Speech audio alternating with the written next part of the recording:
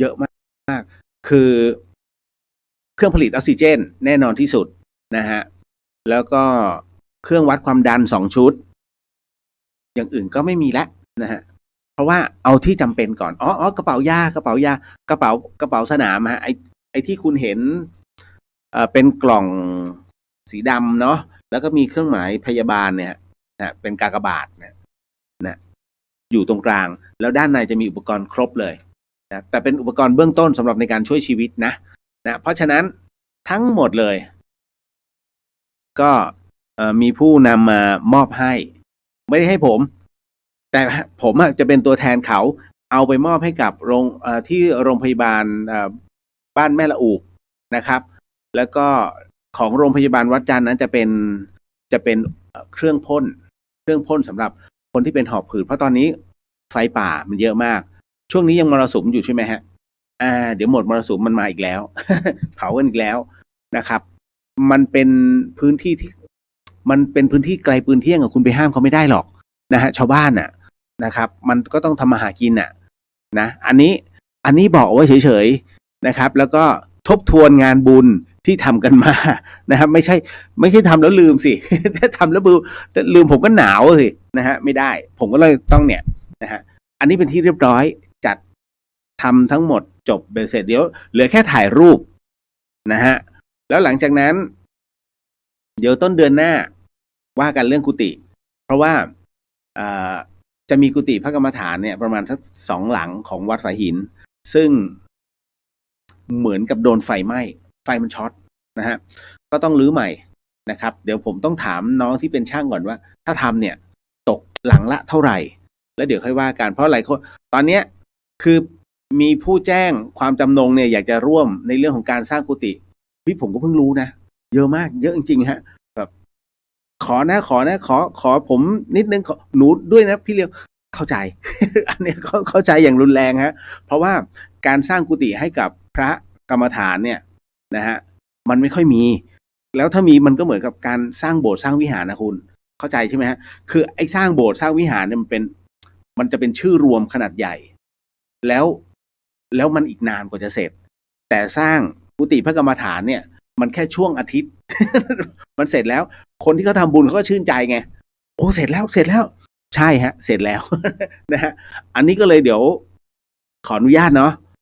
ผมภารกิจเยอะมากตอนแรกคิดว่าจะว่างไม่ต้องลงไปสำรวจภาคใต้ด้วยนะคือมันก็จะมีภารกิจส่วนตนนิดนึงอย่างสัปดาห์หน้าเนี่ยยังพอจะมีเวลาบ้างไอ้คำว่าพอมีเวลาเนี่ยผมต้องทำ30 ภพภูมิด้วยก็ค่อยๆได้คัดภาพที่จำเป็นจะต้องมาประกอบต่างๆนะฮะแล้วหลังจากนั้นต้องขอบพระคุณกัลยาณมิตรนะครับที่ส่งหนังสือพระเจ้า500 ชาติมาให้นะครับ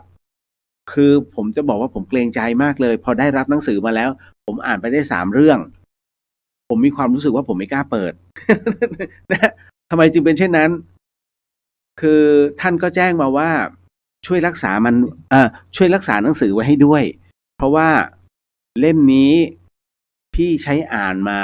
แล้วก็รักษามันมาเป็นเวลาเนิ่นนานมากแล้วชอบเอามาอ่านทุกๆครั้งเวลารู้สึกเหงาเอาพระเจ้า500 ชาติเนี่ยมาอ่านแล้วทำให้รู้สึกว่า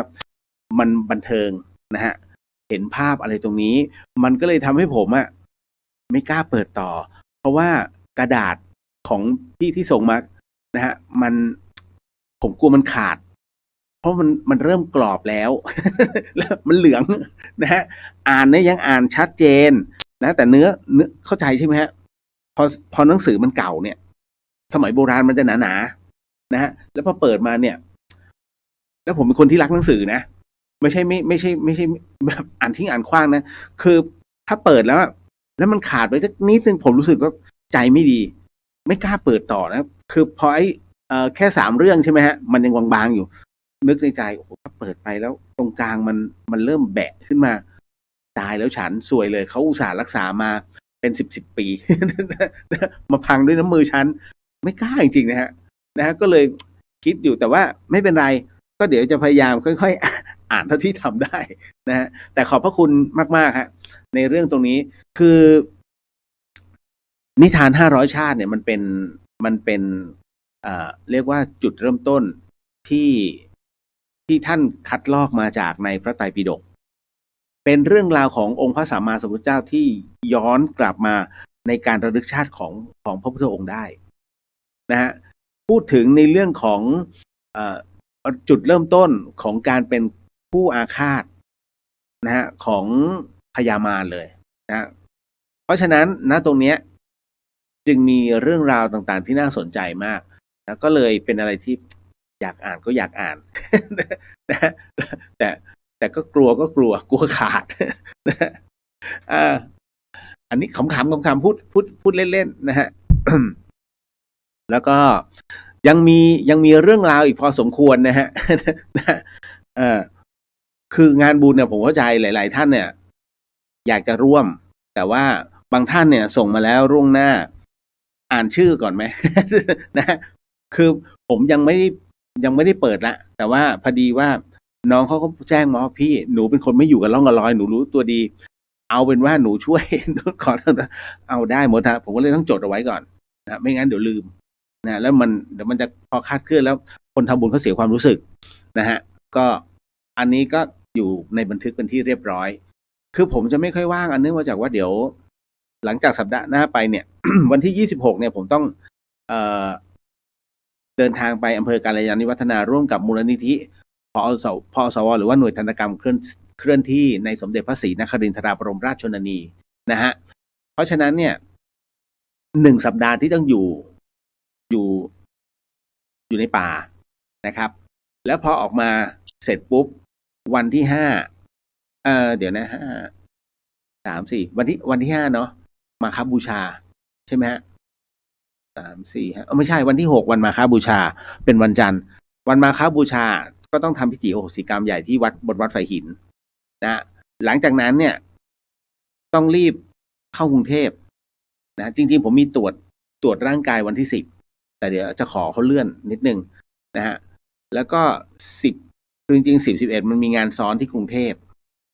12ยังอยู่กรุงเทพ13ยังอยู่กรุงเทพ14ต้องรีบกลับนะฮะเพราะว่า20นิดเนี่ยนะพอดีมันจะมีงานนิดนึงนะในเรื่องของการทำโฉนดที่ดินนะครับ23นู่นน่ะแล้วจากนั้น24เป็นต้นไปลงใต้จนถึงคือผมให้แม็กซิมัมตัวเองเนี่ยจนถึงประมาณวันที่3นะเมษาต้องกลับขึ้นมาที่เชียงใหม่คืออันนี้ลงไปสำรวจนะครับเพราะว่ามันจะเป็นทริปกราบไหว้ครูบาอาจารย์ภาคใต้อะนะก็เลยต้องลงไปนิมนต์ท่านนิดนึงแล้วมันขับรถจากเชียงใหม่อ่ะคุณเพื่อจะลงยันปัตตานีอ่ะเหนื่อยนะ นะผมก็ค่อยๆไปต้องใช้เวลานะฮะคือคนสำรวจกับเบ็ดเสร็จและคนเที่ยวเลยอ่ะมันจะใช้เวลาต่างกันคนที่เขาไปเที่ยวเลยเนี่ยสมมุตินะ9 วันเนี่ยของเขามันต้องประมาณ14 วันของผมเพราะผมต้องขับรถไปในพื้นที่เขาเรียกว่าโฟกัสไปที่พื้นที่ที่น่าจะเข้าไปได้เราก็ต้องเข้าไปสำรวจก่อนพอเบ็ดเสร็จปุ๊บฟาวนะฮะจบเลยฟาวเดย์ก็ต้องกลับมาไปใหม่ที่หนึ่งคือมันขับรถกับ10,000 กิโลคุณ ผมทำใจแล้วครั้งที่แล้วก็น้ำตาคลอแล้วนึกในใจฮะฉันมาทำอะไรที่นี่ โอ้เมื่อยมาก แต่ก็ไม่เป็นไรเพื่อพาคณะไปกราบไหว้ครูบาอาจารย์นะฮะแต่มันก็จะเป็นการทำหน้าที่เป็นคฤหัสถ์ไงอีกครั้งหนึ่งแค่นั้นนะฮะหลังจากนั้นจะไม่ได้แล้วผมก็ปิดรับงานแล้วนะฮะ เนี่ย เขาบอกเนื้อหอม ช่วงนี้มีแต่งานเข้ามานะฮะอันนี้บอกไว้ก่อนเนาะนะครับมาถึงเดี๋ยววันนี้ยังคงเหมือนเดิมนะครับนะฮะในเรื่องของการว่าด้วยข้อศีลแล้วก็มานั่งสมาธิกันนิดนึงนะฮะแล้วจากนั้นก็มาเข้าสู่ในเรื่องราวของการตอบคำถามนะวันนี้จริงๆมันมีคำถามเยอะนะที่ส่งมาให้แล้วผมก็นั่งนะคือผมเป็นคนที่ไม่ชอบคุยโทรศัพท์มาก นะฮะจริงๆถ้าโทรมากิ้งเนี่ยมันก็จบแต่บางทีผมต้องทำนี่นู่นนั่นไงนะฮะมันไม่สะดวกแล้วก็แอมเบียนสิ่งรอบข้างอะฮะเสียงจากรอบข้างเนี่ยมันเยอะบางทีมันมันก็จะไม่สะดวกคนสนทนาด้วยคู่สนทนาด้วยก็จะเสียอารมณ์พิมพ์มาเหอะแล้วเดี๋ยวถ้าผมว่างผมจะอ่านแล้วก็จะตอบนะวันนี้ก็6-7 ท่านนะครับก็ค่อยๆพยายามต่อไปนะคุยได้ก็คุยนะคุยไม่ได้ผมจะทิ้งไว้ก่อนนะมันมีงานตรงนี้อยู่นี่แหละฮะไม่ว่ากันเนาะนะฮะอ้าวขออนุญาตนะครับทักทายหน่อยน้องลิลลี่สวัสดีค่ะพี่เลียวสวัสดีค่ะวันนี้มาคนแรกเลย นะพี่จันจราดมาแล้วเจ้ามาฟังการสาธุครับกุ๊บกิ๊บเทปเหรอคะสดสิจ๊ะนั่งสักขนาดนี้หน้าตาหล่อเหลาขนาดนี้ นะนะครับพี่จันจราดรับฟังตังวิทยุเจ้าสาธุครับชัดไม่ชัดยังไงช่วยแจ้งด้วยเนาะ นะฮะออซซี่สวัสดีครับสวัสดีฮะกุ๊บกิ๊บเจ้าตัวรู้หรือยังคะเรื่องแบ็กกราวด์ทำไมเหรออ๋อป๋องเหรอไม่เป็นไรหรอกไม่ว่าหรอกก็รายการเขาด้วย นะกุ๊กกิ๊บบอกว่าดวงตกมีวิธีเดี๋ยวนะมีวิธีดูไหมคะว่าตอนนี้ดวงตกนะฮะดูที่ใจน้องเอ้ยนะฮะในเรื่องของดวงตกไม่ตกขึ้นอยู่กับกำลังใจถ้าเราคิดว่าตกมันตกถ้าเราคิดว่าเฮ้ยมันยังไม่สุดต้องไปให้สุดเหมือนกับพระเจ้า500 ชาตินะฮะกุ๊บกิ๊บมีเรื่องหนึ่งฮะที่องค์พระสัมมาสัมพุทธเจ้านั้นเคยเกิดเป็นพ่อค้านะฮะคือในช่วงที่ท่านเป็นในชาติภพที่ท่านเป็นพ่อค้าเนี่ยนะฮะท่านต้องค้าขายผ่านทะเลทรายนะฮะดังนั้นเนี่ยท่านจึงบรรทุกเอานะฮะในเรื่องของน้ำท่าต่างๆเนี่ยเอาไว้พอสมควร นะฮะแต่ณตรงนั้นนะฮะพร้อมค่าท่าบริวารประมาณ500 เกวียนนะฮะดังนั้นเวลาข้ามทะเลทรายเนี่ยมันจำเป็นที่จะต้องใช้น้ำเหล่านี้แต่ปรากฏว่าในช่วงตรงนั้นเองเนี่ยฮะฝนมันตกนะฮะท่านก็เลยเทน้ำทิ้งนะฮะในขณะเดียวกันแต่มันตกไม่นานพอมันตกเสร็จปุ๊บมันหายเลยแต่พอไปในขณะที่ท่านเนี่ยนะฮะซึ่งเป็นพ่อค้าณขณะนั้นพาเหล่าลูกน้องข้ามทะเลทรายไปปรากฏว่าไอ้ช่วงนั้นไม่มีฝนเลยมันไม่เคยตกเลยฮะท่านก็เลยบอกว่าให้รีบในเรื่องของการพานะทั้งวัวเนี่ยต่างวัวทั้งหลายเนี่ยเกวียนทั้งหลายเนี่ยทั้งสินค้าเนี่ยให้รีบไปให้ข้ามให้พ้นให้ได้ภายในวันนี้เพราะไม่งั้นเราจะไม่มีน้ำแต่ปรากฏว่าด้วยการบรรทุกสินค้าที่หนักมันก็เลยทำให้วัวนั้นเคลื่อนช้าสุดท้ายแล้วเนี่ยมันไปหยุดลงกลางทะเลทรายฮะถึงตรงนั้นทุกคนนะมีความหิวน้ำเป็นอย่างยิ่งนะท่านก็เลยบอกว่าไม่เป็นไรใจเย็นๆเดี๋ยวก็ถึงพยายามจะเคลื่อนไปแต่สุดท้ายก็เคลื่อนไม่ได้พอเคลื่อนไม่ได้เสร็จปุ๊บปรากฏว่าลุ่งสางและตายและน้ำท่าก็ไม่มีนะฮะวัวก็ไม่ได้กินน้ำนะฮะเหล่าบรรดาข้าทาสบริวารทั้งหลายก็ไม่ได้กินน้ำทุกคนรู้สึกว่าโมโหทุกคนรู้สึกว่ารันทดต่างต่อว่าพุทธองค์ตอนนั้นที่เป็นพ่อค้าบอกว่าทำไมจึงเป็นผู้นำเช่นนี้นะพุทธองค์ก็เลยต้องหาวิธีบอกใจเย็นท่านก็เลยเดินมาตรงทะเลทรายที่เวิ้งว้างปรากฏว่าท่านไปเจอต้นหญ้ากลุ่มหนึ่งซึ่งมันขึ้นอยู่ต้นหญ้านี้เขียวขจีนะฮะท่านก็บอกว่าพวกเราไม่ตายแล้วเราจงขุดทรายตรงนี้กันเถิดทุกคนเฮเลยฮะดีใจมีความหวังเพราะว่าหัวหน้าบอกอย่างนั้นก็เลยขุดลงไปลึกเลยฮะนะยิ่งขุดไปปรากฏว่าไม่มีอะไรไปเจอแผ่นหินทุกคนก็เริ่มต่อว่าไม่น่าเชื่อเลยต้องมาเปลืองแรงเพราะเรื่องไร้สาระแบบนี้นะฮะพระพุทธเจ้าตรงนั้นที่เป็นพ่อค้าท่านก็เลยมองว่าไม่นะต้องไปให้สุดท่านจึงเอาหูเนี่ยแนบไปที่พื้นนะแนบไปที่ก้อนหินแผ่นนั้นท่านได้ยินเสียงมีน้ำไหลเกิดขึ้นท่านก็เลยบอกว่าเอาหินก้อนนี้ขึ้นมาให้ได้ ยกแผ่นหินก้อนนี้ขึ้นมาได้ถ้ายกขึ้นมาได้เราจะเจอน้ำเอาไว้เลี้ยงชีพกันทุกคนก็เฮกันอีกรอบหนึ่งช่วยกันฮะช่วยกันเพราะหินแผ่นนี้หนักมากพยายามช่วยจนกระทั่งท้ายที่สุดแล้วทุกคนยกแผ่นหินตรงนั้นขึ้นมาได้พอขึ้นมาได้เสร็จปุ๊บด้วยแรงดันฮะที่น้ำมันสะสมอยู่ภายในมันพุ่งขึ้นมาทำให้ทุกคนเฮกันใหญ่ฮะต่างคนต่างดีใจแล้วก็ยึดมั่นตรงนี้ภูมิใจที่มีหัวหน้านั้นไม่ย่อท้อนะแม้ว่าจะถึงทางตันแล้วมันยังไม่สุดจงไปให้สุดจึงทำให้ทั้งวัวทั้งคนนะมีน้ำดื่มน้ำใช้นะรอดตายกันแล้วท้ายที่สุดแล้วก็ไปถึงที่หมายโดยเร็วท่านก็เลยทำเครื่องหมายตรงนี้เอาไว้ว่าเนี่ยตรงนี้มีน้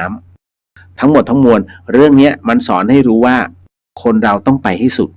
อย่าท้อนะฮะเก็ตเนาะกุ๊กกิ๊บเนาะไม่ต้องไปพึ่งดวงฮะดวงเราเป็นคนกำหนดดวงชะตาอย่าให้ดวงชะตามากำหนดชีวิตเรานะฮะพี่เลียวพยายามพิสูจน์ตัวเองฮะเพราะว่าผมเป็นคนไม่มีดวงบวชนะฮะทุกคนเลยทายบอกว่าไม่มีดวงที่จะบวชแต่ผมบอกว่าผมจะบวชให้ดูนะฮะเพราะฉะนั้นมันยังมาไม่ถึงไม่รู้อะไรจะเกิดขึ้นระหว่างทางแต่ผมพยายามจะรักษาตัวเองให้ได้บวชให้ได้ผมจะต้องพยายามจะฟันฝ่าตรงนี้ให้ได้นะมันคือสิ่งที่ให้ดูว่าเราต้องอยู่เหนือดวงไม่ให้ดวงนะมาอยู่เหนือเรานั่นแหละครับเรื่องนี้ผมเคยพูดหรือไม่เคยพูดเนาะเรื่องที่มีแต่หลายๆคนทำนายทายทักนะฮะแม้กระทั่งครูบาอาจารย์ก็บอกถึงแม้จะบวชมันก็บวชสั้นๆผมก็จะให้ได้1 พรรษาจะลองดูฮะ พี่วรันทร์สวัสดีครับคุณเดียวสวัสดีครับพี่นะฮะคือไม่ได้ท้าทายนะฮะเพียงแต่ว่าผมจะไม่ยอมให้ดวงมาอยู่เหนือเราต้องอยู่เหนือเขาให้ได้นะครับพี่จันจรัสบอกว่าคุณเรียวข่าวหลวงพ่อวัดป่าแพ่งมรณภาพวันนี้มีข้อมูลไหมคะไม่มีเลยฮะเพราะว่าวันนี้ผมมัวแต่วุ่นเรื่องราวต่างๆเลยนะฮะเดี๋ยวครูบาอาจารย์ท่านก็น่าจะพูดคุยกันแหละครับนะฮะคุณน้าสวัสดีค่ะคุณเรียวสวัสดีครับผมน้องสาวินีสวัสดีค่ะพี่เรียวส่งพระหลวงปู่ดูไปแล้วลองเช็คก่อนเนาะน่าจะถึงแล้วล่ะนะอันนี้พี่มุนาสวัสดีจ้าสวัสดีครับผมลิลี่บอกว่างานบุญกุฏิพี่เลียวเปิดให้ร่วมประมาณช่วงไหนครับพลาดไม่ทันหลายงานแล้วค่ะทำบุญกับพี่เลียวตื่นเต้นตลอดเลยค่ะกลัวไม่ทันประมาณมีนาแต่ว่าน่าจะเป็นกลางเดือนเนาะนะเดี๋ยวผมบอกอีกทีนึงขอได้พื้นที่ก่อนเพราะว่าเพิ่งแจ้งพระอาจารย์ไปแล้วก็จะร่วมกันบูรณะทีเดียวนะฮะก็เอาเท่าที่ทำได้นะฮะนะครับแล้วก็มาถึงอันนี้นะครับกุ๊บกิ๊บสวัสดีครับพี่เลียวคุณพ่อกับคุณแม่ฝากสวัสดีด้วยนะคะฝากสวัสดีคุณพ่อคุณแม่ด้วยเนาะนะฮะขอบพระคุณจ้ะน้องหนิงสวัสดีค่ะพี่เลียวสวัสดีค่ะน้องหนิงได้รับพระหรือยังแจ้งด้วยนะฮะคุณอัญชลีสวัสดีค่ะคุณเรียวสวัสดีครับผมคุณจินชาสวัสดีค่ะคุณเรียวโมทนาสาธุกับทุกบุญนะฮะแล้วก็บุญตาน้ำแล้วก็ทุกบุญแสงสว่างตอนนี้เวลาเห็นแท้งน้ำที่ไหนแล้วชอบคิดถึงบุญนี้โดยอัตโนมัติเลยค่ะสาธุฮะเพราะว่าอันเนี้ยเขาเรียกว่าความร่มรื่นความร่มเย็นอยู่ในใจแล้วนะฮะเพราะสิ่งนี้ภูมิใจไงนะฮะผมก็ภูมิใจที่นำเอาความร่มเย็นเนี่ยมาให้กับทั้งวัดทั้งบ้านนะฮะทั้งชีวิตคนมันทำให้เราไปถึงจุดนั้นเร็วหน่อยนะฮะคุณเมทาซีสวัสดีครับพี่เลียวสวัสดีครับผมพี่สุวรรณยาสวัสดีค่ะสวัสดีครับพี่นะฮะลิตเติ้ลโฮปสวัสดีค่ะพี่เลียวสวัสดีจ้านะฮะคุณจินชาร่วมบุญกุฏิพระกรรมฐานด้วยนะคะเดี๋ยวใจเย็นๆผมต้องให้น้องที่เป็นช่างมาดูก่อนแล้วก็ตีราคาเสร็จปุ๊บค่อยมาว่ากันมันก็จะง่ายเนาะคุณจินชาโมทนาสาธุสูตรหัวใจกับผู้ว่าหนังสือพระเจ้า500 ชาติด้วยนะคะนะฮะอย่างที่ว่าผมก็ไม่กล้าเปิด เปื่อยนะคือไม่ใช่หรอกคือเจ้าของเก่าถนอมแล้วเราก็จะเปิดดีไหมนะ เสียวเหมือนกัน นะขจรศิลป์สวัสดีครับพี่เลียวสวัสดีครับผมนะฮะป๋อมแปมสวัสดีครับพี่เลียวสวัสดีจ้าป๋อมแปมพี่เลียวไม่ได้ลืมนะจ้าป๋อมแปมเพียงแต่ว่ายังไม่ว่างเลยคือผ่านเนี่ยดูที่ร้านแล้วก็ไม่เจอแต่พี่เลียวฝากพระหลวงตาเอาไว้ได้รับแล้วเนาะช่วยแจ้งด้วยนะฮะคุณจินชาแต่คุณเรียวเคยบวชมาแล้วไม่นับหรือคะนั่นน่ะสิ แล้วผมบวชอย่างละ1 พรรษานะฮะอ๋อมีบวชครั้งแรก10 วัน11 วันตอนนั้นนะเป็นการบวชเฉพาะกิจให้คุณอาด้วยเพราะว่าคุณอาผมเป็นมะเร็งในช่วงแรกแล้วก็ครั้งแรกที่บวชเนี่ยบวชพระธรรมยุทธ์บวชที่วัดสันติธรรม แล้วตอนที่บวชเสร็จปุ๊บผมขออนุญาตมาจำวัดที่วัดฝายหินท่านก็มองหน้าคือตอนนั้นไม่รู้เลยว่าเขาแยกกันระหว่างมหานิกายกับพระธรรมยุทธ์ผมรู้แค่ว่าผมอยากมาอยู่กับหลวงพี่ภัสกรไม่สนด้วยซ้ำแต่เราอยากบวชวัดเนี้ย พอบอกวัดฝายหินเสร็จปุ๊บก็ได้ยินท่านบอกอันนั้นมหานิกายไม่ใช่เหรอผมก็รู้แล้วแสดงว่าท่านเป็นพระธรรมยุทธ์ที่เราบวชก็คือพระธรรมยุทธ์ผมก็เลยบอก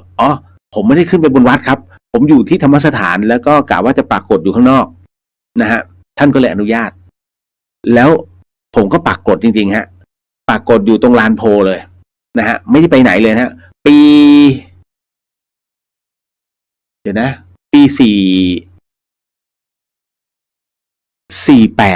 4748เนี่ยแถวนั้นนะผมปรากฏอยู่ที่ตรงนั้นนะฮะหลวงพี่ภัสกรเองก็ไม่เคยนอนกรดท่านต้องไปหากรด นึกในใจโอ้ตายแล้วนะท่านก็ไปหากรดมาแล้วก็มานอนคนละซี่กันนะฮะผมก็มารู้ตอนที่วันที่2มารู้เลยนะวันที่2ขึ้นหลังจากที่พอเข้าห้องน้ำห้องท่าเสร็จปุ๊บเนี่ยนะฮะก็กลับมาแล้วก็มานั่งสมาธิในกรดนั้นเสร็จปุ๊บก็เดินขึ้นมาธรรมสถานปรากฏว่ากัลยาณมิตรรู้สึกจะเป็นป้าทิพย์บอกว่าท่านรู้ไหมตู้พี่ไม่เคยนอนกดเลย ผมว่าฮะจริงดิป้าทิพย์จริงเจ้าค่ะตู้พี่ไม่เคยนอนกดเลยท่านไม่ชอบลำบาก ท่านบอกงั้นแล้วทำไมแล้วก็ตู้พี่ท่านสงเคราะห์ไงไหนน้องชายท่านก็มาตรงนี้แล้วนั่นน่ะท่านก็เลยเอานอนเป็นเพื่อนนะก็จริงๆนะหลวงพี่ท่านก็แล้วท่านนอนหลับโอ้โหคือนอนหลับยุงไม่กล้ากัดนะโดนคลื่นเสียงของท่านทำลาย นะมันก็เลยบินหนี นะตอนนั้นสนุกนะคือหลวงพี่ภัสกรทำอะไรให้ประทับใจเยอะมากนะช่วงนั้นตอนแรกเลยมันจึงทำให้ผมผูกพันไงฮะระหว่างธรรมสถานแล้วก็บนวัดฝายหินเนี่ยฮะก็จึงมีเรียววันนี้นะฮะ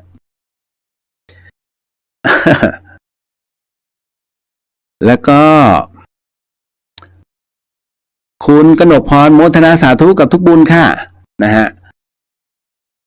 น้องหนิงบอกว่าวันนี้ไม่ได้เข้าร้านค่ะเดี๋ยวน้องไปดูพรุ่งนี้ค่ะขอบคุณมากๆครับพี่เลียวที่เป็นธุระให้ไม่เป็นไรจ้ะเจมส์บอนด์สวัสดีครับสวัสดีครับนะปอมแปมบอกว่าได้รับแล้วค่ะขอบพระคุณค่ะโมทนาสาธุจ้ะคุณจินนี่บอกคุณเรียวบอกเองว่าบวชไม่ต้องมีเลิกตอนศึกต่างหากถึงต้องมีเลิกนี่คะใช่ครับก็อยากบวชผมก็มาร์กเลยว่าวันที่27 พฤษภาไม่ดูเลิกด้วยนะฮะเอาเลิกที่ห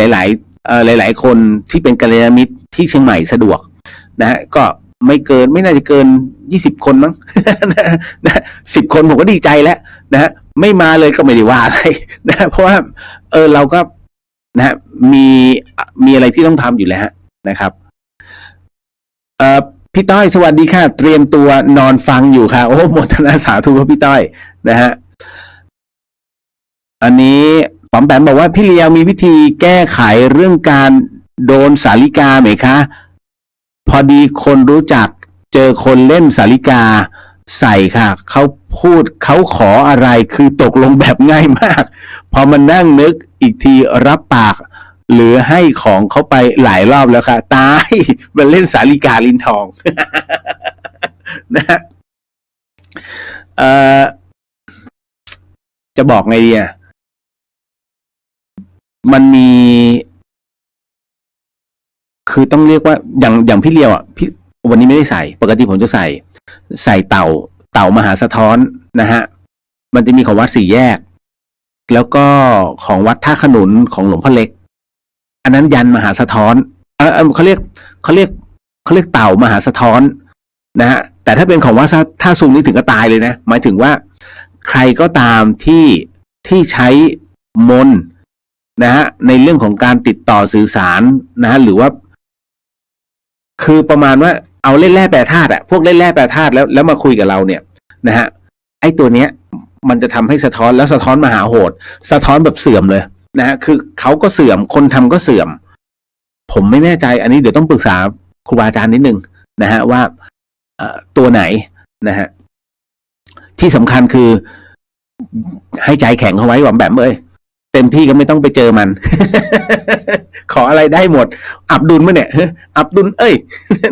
ขออะไรได้หมดนะใจแข็งเข้าไว้นะฮะและที่สำคัญก็คือตัวเราต้องอยู่เหนือพวกนี้ให้ได้นะถ้าจิตอ่อนไหวตามมันก็จะคล้อยตามนะเพราะเรื่องแก้ทางตรงเนี้ยพี่เลียวไม่เก่งนะฮะเพราะว่าไม่ได้สายคุณใสนะฮะเราเป็นสายฤทธิ์ก็จริงนะครับเพียงแต่ว่าเราเอาตัวรอดของเราได้ก็พอ นะฮะแต่ถ้าจะถ่ายทอดก็ถ่ายทอดแค่ช่วงของสมาธิแล้วก็ในเรื่องของบทพระคาถาบางอันที่ครูบาอาจารย์อนุญาตอันเนี้ยได้อยู่แต่ว่าถ้าเป็นภาพรวมคงไม่ไหวนะฮะแต่เดี๋ยวมีก็อันนั้นไงที่ให้ไปท้าวเวสสุวรรณก็ใช้ได้โอ้โหครูบาอาจารย์ทั้ง4รูปที่อัดพลังให้ทั้งหลวงปู่แพ้วหลวงปู่อิ่มหลวงตาเจียมหลวงพ่อโสธรวัดเขากะโหลกอ่ะทั้ง4รูปนี่สุดยอดแล้ว ของภาคใต้นะฮะคุณจินนะคิดถึงเมตตาพระอาจารย์ที่สุดเลยนะคะก็คิดถึงฮะจ๋าบอกพี่เลี้ยวคิดถึงบรรยากาศนั้นจังธรรมสถานมช นะธรรมสถานเก่าๆครับเป็นบรรยากาศเก่าๆนะฮะฝอมแปมบอกว่าพูดถึงให้คิดถึงหลวงพี่อีกแล้วก็จริงๆฮะเพราะว่าคือหลวงพี่ท่านพระอาจารย์ภาสกรหลายๆท่านอาจจะเข้ามาทีหลังหรือว่าไม่รู้จักท่านนะฮะไปดูได้ทาง YouTube เพราะว่าหลวงพี่ท่านมรณภาพเนี่ย2 ปีแล้วนะครับก็4 มีนานี้ก็จะครบ2 ปีนะครับที่ท่านมรณภาพลงไม่เคยลืมฮะเพียงแต่ว่าเรารู้ว่าวันนั้นคือวันที่ท่านไปอย่างฉับพลันเพราะว่าผมเอาของไปบริจาคนะฮะกับกลุ่มออฟโรดอิสระนะฮะแล้วก็ไปที่ชัยปราการนะฮะหลังจากนั้นเนี่ยพอกลับมาถึงได้รู้นะว่าหลวงพี่มรณภาพพอกรุงเทพโทรมาว่ารู้เรื่องพระอาจารย์ภาสกรหรือยังแล้วภาพหลวงพี่ปรากฏตรงหน้าเลยอ๋อรู้แล้ว แค่นั้นเลยนะก็เลยทำให้เรารับรู้วันนั้นเนี่ยพอรู้ว่าผมอึ้งเนี่ยนอนไม่หลับทั้งคืนเลยกำลังคิดอยู่ว่ายังไงก็ต้องขับรถลงกรุงเทพให้ได้เพราะเป็นวันอาทิตย์มันก็เป็นอะไรที่ค่อนข้างจะเร่งด่วนนะฮะช่วงนั้น4 มีนานะฮะ64นะฮะเป็นวันที่มันวูบทันทีทุกคนก็รู้เนาะเอาละหมดแล้วใช่ไหมเดี๋ยวใจเย็นๆนะฮะเรื่องของกุฏินะฮะถึงทุกท่านนะฮะถึงทุกท่าน อันนี้พี่มุนาบอกบวชคราวนี้ตลอดชีวิตไปเลยจ้าตายแล้ว นะฮะขอดูก่อนฮะยังไม่มีอะไรที่แน่นอนในชีวิตนะครับก็ขอดูเส้นทางของตัวเองก่อนนะฮะจริงๆผมยังมีอะไรที่ต้องทำพอสมควรนะฮะเป็นสิ่งที่ท่านก็คุยเอาไว้นะฮะคือหมายถึงว่าหลวงพี่ภาสกรคุยเอาไว้แต่ยังไม่มีผมก็ยังไม่ได้เฉลยอีกหลายเรื่องนะฮะเพียงแต่ขอทำก่อนแล้วก็ถ้าจะทำเนี่ยมันจำเป็นจะต้องหาทุนในเรื่องของการจัดพิมพ์เนี่ย นะฮะก็อันนั้นถึงจะบอกสังเกตไหมผมไม่เคยเรียกร้องขอทุนก่อนถ้ามันยังไม่เสร็จหรือว่าต้องเตรียมการเนี่ยมันจะต้องมีอย่างเงี้ย พอมีเสร็จปุ๊บถึงได้ขอทุนว่ามันต้องมีอย่างนี้ขึ้นมาแล้วไม่เคยขายฮะแจกทุกอย่างแจกคือพระธรรมอ่ะก็คือคำสอนบทพระธรรมต่างๆจากครูบาอาจารย์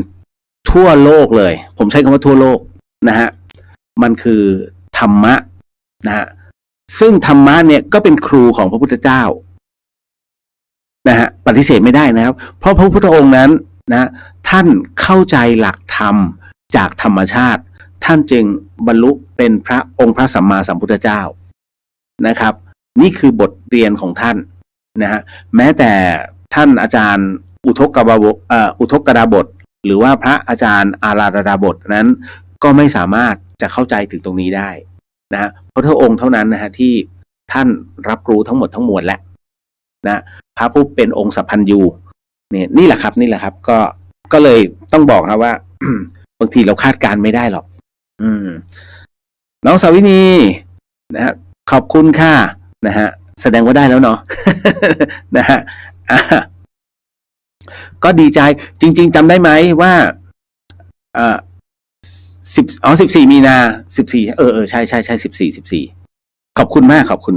นะฮะลืมใช่ไหมว่าผมจะแจกพระหลวงพ่อวิริยังซึ่งผมก็ลืมเหมือนกัน ที่ว่าจะแจกเมื่อวานแล้ววันนี้ไม่ได้เอาขึ้นมายกยอดไปก่อนเนาะไม่ได้คือมันหลายอย่างทำให้ลืมมันเนาะขออภัยด้วยนะครับเก็บไว้ก่อน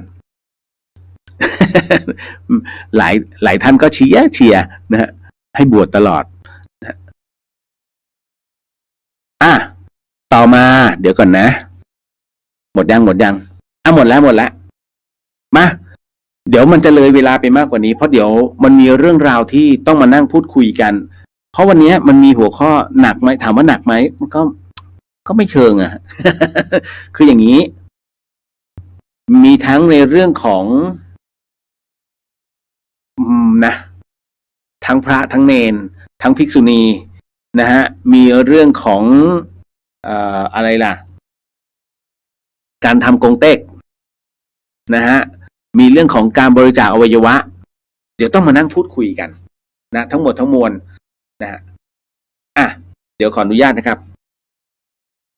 เรามาสมาทานศีลกันก่อนตายแล้วลมมันตีขอไปด้วยเป็นรายการที่ง่ายมากนะน้องๆที่เพิ่งเข้ามาฟังนะฮะอันนี้รายการเดอะเฮียนนะฮะเป็นรายการจิตวิญญาณรายการผีแต่ไม่เคยมีผี นะฮะยกเว้นวันที่ต้องส่งกำลังให้ผีนะฮะผีก็จะมา นะฮะแต่เอาเข้าจริงมันเป็นรายการตอบคำถามชีวิต ตลอดทั้งรายการนะฮะก็ทำหน้าที่นะฮะก็บูล้างผ่านตามสเต็ปมันไม่ใช่นะคือถ้าท่านหลายๆท่านรู้จักพี่เลียวแล้วเข้าใจแล้วเนาะผมเป็นคนอย่างจริงๆนะก็คือลุยก็คือลุยถ้าไหนซอฟได้ถอยได้แล้วถอย19นะผมจะไม่ปะทะกับพระโดยตรงผมไม่ทะเลาะกับพระเหลืองยกเว้นว่าพระเหลืองต้อนผมก็จะหยิบบางข้อขึ้นมานะฮะแค่นั้นเลยเพราะว่าเราให้ความเคารพในเรื่องของศีลของท่านนะฮะส่วนเรื่องของ บุคคลก็ต้องว่ากันอีกเรื่องหนึ่งนะฮะเราเคารพศีลนะที่เรากราบพระนะฮะก็คือ1ท่านเป็นพระสุปฏิปันโนก็คือหมายถึงว่าผู้ปฏิบัตินะฮะตามข้อปฏิบัติ2ท่านมีศีลนะครับซึ่งเป็นข้อห้ามที่ท่านพึงปฏิบัตินะฮะ3ท่านเป็นผู้ละนะฮะละเท่าที่จะละได้โดยมีข้อศีลเป็นตัวขวางเอาไว้จบนั่นแหละฮะนั่นคือที่เรากราบไหว้บางคนถามไหว้พระเรากราบพระเพราะอะไรไม่รู้ บางคนไม่รู้ จริงๆนี่ฮะมันก็จะมีอยู่ตรงนี้นี่ เหมือนกับคุณนายท่านหนึ่งถามหลวงได้บอกหลวงพ่อชานะฮะบอกว่าหลวงพ่อเจ้าค่ะดิฉันเป็นคนที่เนี่ยมีความตั้งใจแล้วก็ศรัทธาในพระพุทธศาสนาอย่างมากเนี่ยเวลาพระ รูปไหนมาดิฉันกราบหมดค่ะเห็นเรื่องๆมากราบหมดเลยเจ้าค่ะหลวงพ่อชาบอกเลยอ้าวงั้นก็เอาเนาะเอาไปห่มหมาดูซิจะกราบไหมอึ้ง นะฮะกุศโลบายในการบ่งนิสัยคน หลวงพ่อชาที่สุดแล้วฮะเช่นเดียวกับหลวงปู่ตื้อสังเกตไหมฮะว่าครูบาอาจารย์รุ่นใหญ่ๆนะฮะท่านจะบ่งนิสัยคนตามเหตุปัจจัยแล้วส่วนใหญ่แล้วเป็นลูกศิษย์ลูกหาของหลวงปู่มั่นนะทั้งนั้นเพราะว่าท่านสอนให้รู้ในเรื่องของหลักธรรมนะฮะไม่ให้พยองจนเกินไปให้รู้จักประมาณตนนะฮะโดยประมาณนะครับจำได้ไหมล่ะที่คุณนายคนหนึ่งบอกหลวงปู่ตื้อท่านเจ้าค่ะดิฉันเนี่ยเข้าใจแล้วนะปฏิบัติธรรมมาเยอะแยะนะฮะรู้สึกว่าวันนี้มีความปิติมากที่ได้มากราบท่านโอ้ยอีต่อแหล พอพูดเท่านั้นแหละโอ้โหท่านใช้คำนี้ปุ๊บปรากฏคุณนายคนนั้นโมโหนะทำไมล่ะดิฉันมากราบแล้วทำไมหลวงท่านต้องมาด่าดิฉันด้วยหลวงพ่อนะฮะหลวงปู่ตื้อหัวเราะเลย อ้าวไหนปฏิบัติธรรมไงนะแสดงว่าใจไม่กระจ่าง เห็นไหมท่านอาศัยช่องว่างนิดเดียวของอารมณ์เทสเลยฮะเทสใจนี่ครับเพราะฉะนั้นอย่าได้ไปคุยโวกับครูบาอาจารย์นะเรียกว่า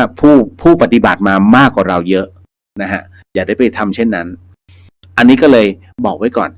เดี๋ยวเรามาสมาทานศีลพร้อมกันแล้วก็มานั่งสมาธิกันสั้นๆเนาะนะฮะวันนี้2 นาที3 นาทีว่ากันไปนะฮะวางบ้างวันนี้นะฮะอะไรที่แบกไว้ทั้งวันพรุ่งนี้ก็หยุดและเฮฮากันไปนะฮะวันศุกร์นะฮะศุกร์เหลือเกิน ศุกร์สุดสัปดาห์พร้อมนะฮะท่านใดที่ไม่สามารถคิดว่าจะ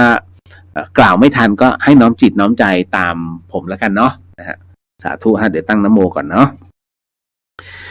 นะโมตัสสะภะคะวะโตอะระหะโตสัมมาสัมพุทธัสสะนะโมตัสสะภะคะวะโตอะระหะโตสัมมาสัมพุทธัสสะนะโมตัสสะภะคะวะโตอะระหะโตสัมมาสัมพุทธัสสะว่าข้อศีลนะครับพุทโธธัมโมสังโฆศีลข้อ 1ไม่ฆ่าสัตว์ศีลข้อ 2ไม่ลักทรัพย์ศีลข้อ 3ไม่ประพฤติผิดในกามศีลข้อ 4ไม่พูดเท็จศีลข้อ 5ไม่ดื่มสุราและของมึนเมาบัดนี้ข้าพเจ้าตั้งใจรักษาศีลแล้วบัดนี้ข้าพเจ้าคือผู้มีศีลข้าพเจ้าผู้มีศีลละอายต่อการทำความชั่วกลัวต่อผลของบาปกรรมข้าพเจ้าผู้มีศีลมีหิริโอตปะมีกายเป็นมนุษย์มีใจเป็นเทวดาเป็นมนุษย์เทโวเข้าถึงความเป็นสหายกับเราเทวดาทั้งหลายณบัดนี้ข้าพเจ้าทั้งหลายขออดโทษลดกรรมที่ข้าพเจ้าประมาทพลาดพลั้งในช่วงวันนี้ลงในฉับพลันและขอให้กรรมดีที่ข้าพเจ้าหรือเหล่ากัลยาณมิตรได้ทำไว้นั้น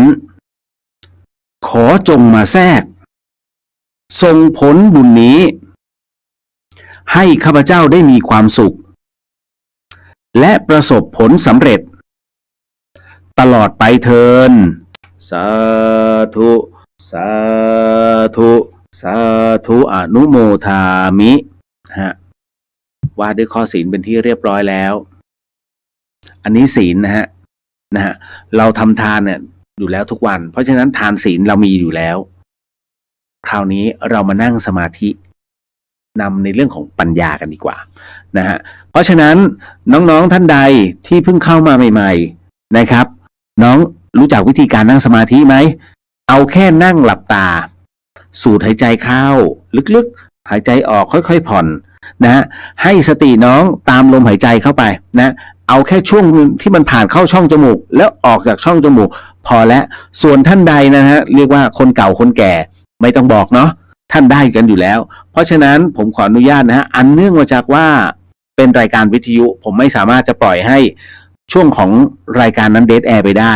นะฮะก็ขออนุญาตแล้วกันในเรื่องของการนำสมาธินะครับนะ2 นาที 3 นาทีว่าไปหากพร้อมแล้วค่อยๆหลับตาลงครับค่อยๆหลับตาลงเนาะนะฮะกำหนดลมหายใจเข้าออกไม่จำเป็นต้องภาวนาฮะ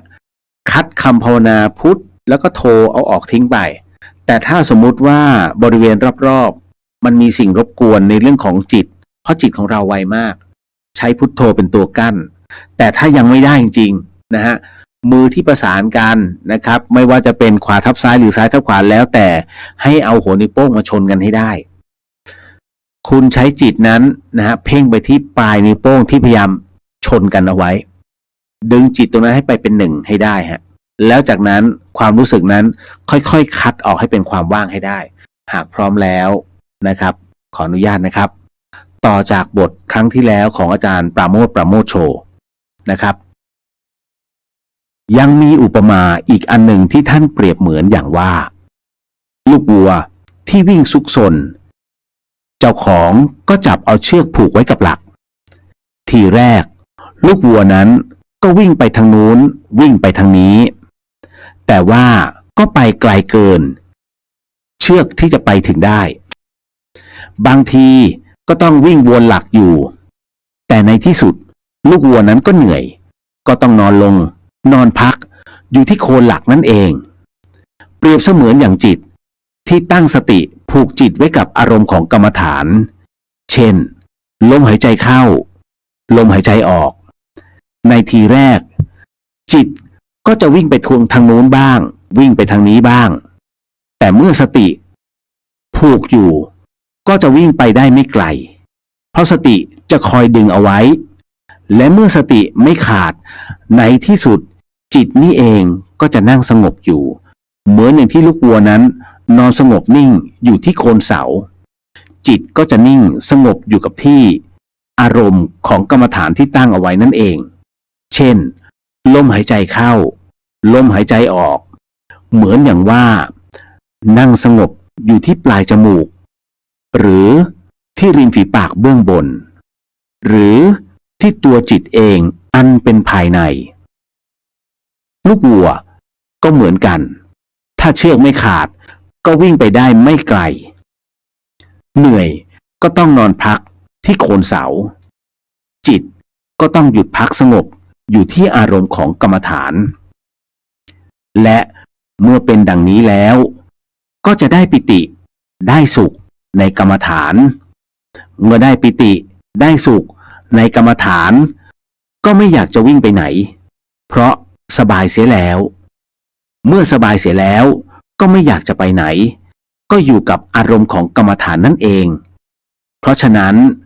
เมื่อไม่ละความเพียรที่จะปฏิบัติแล้วย่อมจะได้สมาธิและได้ปัญญาอันจะนำให้ปฏิบัติในธรรมะของพระพุทธเจ้าซึ่งเป็นประโยชน์เป็นธรรมยิ่งขึ้นไปต่อจากนี้ก็ขอให้ตั้งใจสวดมนต์และตั้งใจทำความสงบสืบต่อไปพระอาจารย์ปราโมทโชเอาละครับค่อยๆลืมตาค่อยๆลืมตานะฮะนะฮะค่อยๆลืมนะฮะบางคนลืมปุ๊บก็ไม่มีปัญหาบางคนบอกก็หนูก็ลืมทันทีทันใดไม่เห็นเป็นไรเลยพี่เลียวเป็นฮะให้ระมัดระวังนะเพราะบางทีเนี่ยเราไม่รู้ว่าใครแกล้งนะบางคนเขาไม่ได้นั่งกับเราด้วยแล้วเขาเดินผ่านเอาหน้าเข้ามาเนี่ยเกือบจะชนหน้าเราแล้วเราลืมตาทันทีทันใดตกใจเพราะตกใจเรียกกรรมฐานยังไม่หยุดนิ่งไงมันจะเป็นเขาเรียกกรรมฐานแตกนั่นแหละฮะก็คือมันจะวูบแล้วถ้าวูบมากๆเนี่ยเขาเรียก มันจะมีบางอย่างก็คือมันครองสติไม่อยู่เขาเรียกสติแตกนะฮะมันเหมือนกับเดี๋ยวจะหลงลืมหรือว่าบ้าไปเลยนะเพราะฉะนั้นท่านจึงบอกค่อยๆลืมตาก็คือหลีตาทีนิดแล้วค่อยลืมเมื่อเคลียร์ทุกอย่างแล้วลืมเลยอันนี้เก็ตเนาะนะฮะจ๋าบอกเย่มาทันสมาทานศีลอีกแล้ว นะฮะคุณณัฐศรีสวัสดีครับพี่เลียสวัสดีฮะเบนบอกว่าสวัสดีค่ะสวัสดีครับผมนะฮะมาก็เข้ามาในส่วนของเรื่องราวในวันนี้นะฮะเรื่องราวในวันนี้ก็ค่อนข้างจะออกโหดเล็กน้อย นะมีโหดนะเดี๋ยวครั้งต่อไปบทนำสมาธิเป็นบทของหลวงพ่อชานะฮะก็จะสลับสับเปลี่ยนไปนะครับของครูบาอาจารย์หลายๆรูปนะฮะเอาเรื่องราวเศร้าๆก่อนไหมเนาะค่อยๆดราม่าแล้วค่อยๆไปเรื่องเป็นปกติแล้วค่อยเป็นเรื่องจิตวิญญาณเรียงกันอย่างเงี้ยเนาะอันนี้ก่อนเนี่ยมีใครก็ไม่รู้แอบวางยาหมาจนตายยกคอกหนูกับป๋าช่วยไม่ทันเลยพี่เลียวเห็นมันทรมานด้วยนอนไม่หลับจริงๆภาพติดตาเลยแบบนี้มันจะตกนรกไหมคะเพราะมันทรมานก็น่ากลัวนะฮะคือน่ากลัวคนที่เขาเรียกว่าจิตใจไม่นึกถึงสัตว์ผู้ร่วมโลกนะฮะมันมีต้องถามกลับนะจริงๆถ้าจับเขาได้นะจะอยากถามเขาไปทำอะไรเหรอฮะเขาจึงมีโทษตายโดยการให้กินยาพิษนะฮะอยากจะถามเขาเหมือนกันไม่หรอกสะใจให้มันตายซะถ้างั้นลองกันมั้งไหมเราผสมตรงเนี้ยให้คุณนะคุณจะกินไหมไม่กินนะฮะคุณจะได้ดิ้นรนตายสะใจฉันเห็นไหมฮะคืออันนี้เขาเรียกประชด ที่ผมพูดอันนี้เขาเรียกประชดนะฮะแต่ก็เอาตามหลักแล้วจริงๆเนี่ยนะฮะน่ากลัวคนที่เขาวางยานะฮะเพราะว่าอะไรคำว่าสัตว์ขึ้นชื่อว่าสัตว์มันไม่เคยทำบาปเพราะมันเสวยชาติเป็นสัตว์เดรัจฉานอยู่แล้วแล้วทำไมที่มันไปเที่ยวไปกัดคนนู้นหรือว่าไปขย่ำกินสัตว์ด้วยกันมันไม่บาปเหรอแยกให้ออกนะฮะว่าระหว่างสัญชาตญาณนะฮะกับการทำบาปนะมันเกิดจากอะไรการทำบาปเกิดจากปัญญาการทำกรรมเนี่ยเกิดจากปัญญาถูกไหมฮะเพราะฉะนั้นอะไรนะฮะใครที่มีปัญญามากที่สุดในเรื่องของกระบวนการคิดคนเพราะฉะนั้นไม่ว่าจะเป็นอะไรก็ตามบนโลกใบนี้สัตว์คิดนิวเคลียร์ได้ไหมฮะเคยเห็นไหมลิงมันคิดประดิษฐ์ตรงนี้นะฮะเนี่ยทำผังโครงการให้อีลอนมัสก์ไม่มีฮะถูกไหมฮะนะใครที่ประดิษฐ์ประดอยมนุษย์ทั้งนั้นคนทั้งนั้นนี่แหละฮะผู้มีปัญญาเพราะฉะนั้นกรรมทั้งหลายทั้งปวงเนี่ยเกิดจากปัญญาของคนแต่สัตว์ทั้งหลายเนี่ยมันคือสัญชาตญาณของมันนะฮะหมาเวลาเจอเจ้าของมันยังไงฮะมันก็จะตะกุยถูกไหมหมอหนิงเป็นหมอเป็นสัตวแพทย์นะฮะหมอหนิงจะรู้หมามันก็จะตะกุยนะฮะแล้วก็เวลามันดีใจก็ยิ่งเห่าง่วงเจ้าของหงุดหงิดอยู่มึงมันอะไรมาเห่ามากมายเตะผากหมามันก็ไม่รู้มึงไปโกรธใครเขาแล้วไม่ระบายที่เราวะแต่คุณเห็นไหมว่ามันวิ่งหนีไหมฮะมันวิ่งไปหลบก่อนมันงงจุกทำไมเกิดจากอะไรหมารับรู้ถึงฮอร์โมนของเรานะฮะถ้าคุณกลัวหมามันเล่นงานคุณเพราะมันมีฮอร์โมนจากตัวเราเนี่ยหลั่งไปนะฮะแต่ถ้าสมมุติว่าคุณโมโหแล้วคุณไปทำร้ายมันก็รู้ว่าคุณอารมณ์ไม่ดีมันมีฮอร์โมนมันรับรู้กลิ่นตรงนี้แต่พอเสร็จปุ๊บเนี่ย คุณไปลูบหัวมันปุ๊บมันก็จะกลับมาเหมือนเดิมมันไม่เคยทรยศคุณสังเกตไหมฮะสัตว์เลี้ยงทั้งหลายแม้กระทั่งเสือเนี่ยที่บอกสัตว์หน้าขนเนี่ยไว้ใจไม่ได้นะจริงๆแล้วทุกอย่างมันอาจจะเปลี่ยนไปหมดนะบนโลกใบนี้แต่การขย่ำกินของมันเนี่ยนะหรือว่ากัดกันมันคือสัญชาตญาณฮะมันไม่คือการทำกรรมนะฮะมันมีแต่รับกรรมนั่นก็หมายถึงว่าที่มันตายตรงเนี้ยนะมันรับกรรมของมันแสดงว่าครั้งหนึ่งครั้งใดในชาติต่างๆคนคนนี้คือเจ้ากรรมนายเวรของมันนะของมันดังนั้นสิ่งที่มันได้รับก็คือตัวกรรมที่เกิดขึ้นแต่ตอนนี้เขาไปสู่ภพภูมิอีกหนึ่งภพภูมิแล้วนะฮะมันอาจจะเป็นภพภูมิที่เขาจะต้องกลับมาเกิดเป็นมนุษย์แต่คนที่ต้องซวยต่อไปแน่นอนผู้ที่รับกรรมก็คือผู้สร้างกรรมผู้สร้างกรรมก็คือไอ้คนที่วางยานั่นแหละเตรียมตัวของฟรีไม่มีในโลกฮะเพราะฉะนั้นท่านจึงบอกว่าเวร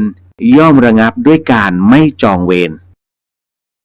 นั่นคือการตัดภพชาติฮะตัดวัฏฏะออกถูกไหมนั่นแหละฮะเพราะฉะนั้นคนที่มีจิตใจแบบนี้ต้องการที่จะจองเวรแต่มันไม่รู้เรื่องเพราะฉะนั้นในชาติภพต่อไปก็เตรียมตัวแล้วกันนะฮะเรื่องราวตรงนี้เก็ตเนาะส่วนภาพติดตานั้นแน่นอนที่สุดฮะให้จำไว้เป็นบทเรียนนะว่านี่คือการเกิดแก่เจ็บตายนะครับความทรมานของมันก่อนจะขาดใจตายนะฮะทำได้เท่าที่ทำได้ท้ายที่สุดต้องวางอุเบกขานะฮะเราช่วยมันไม่ได้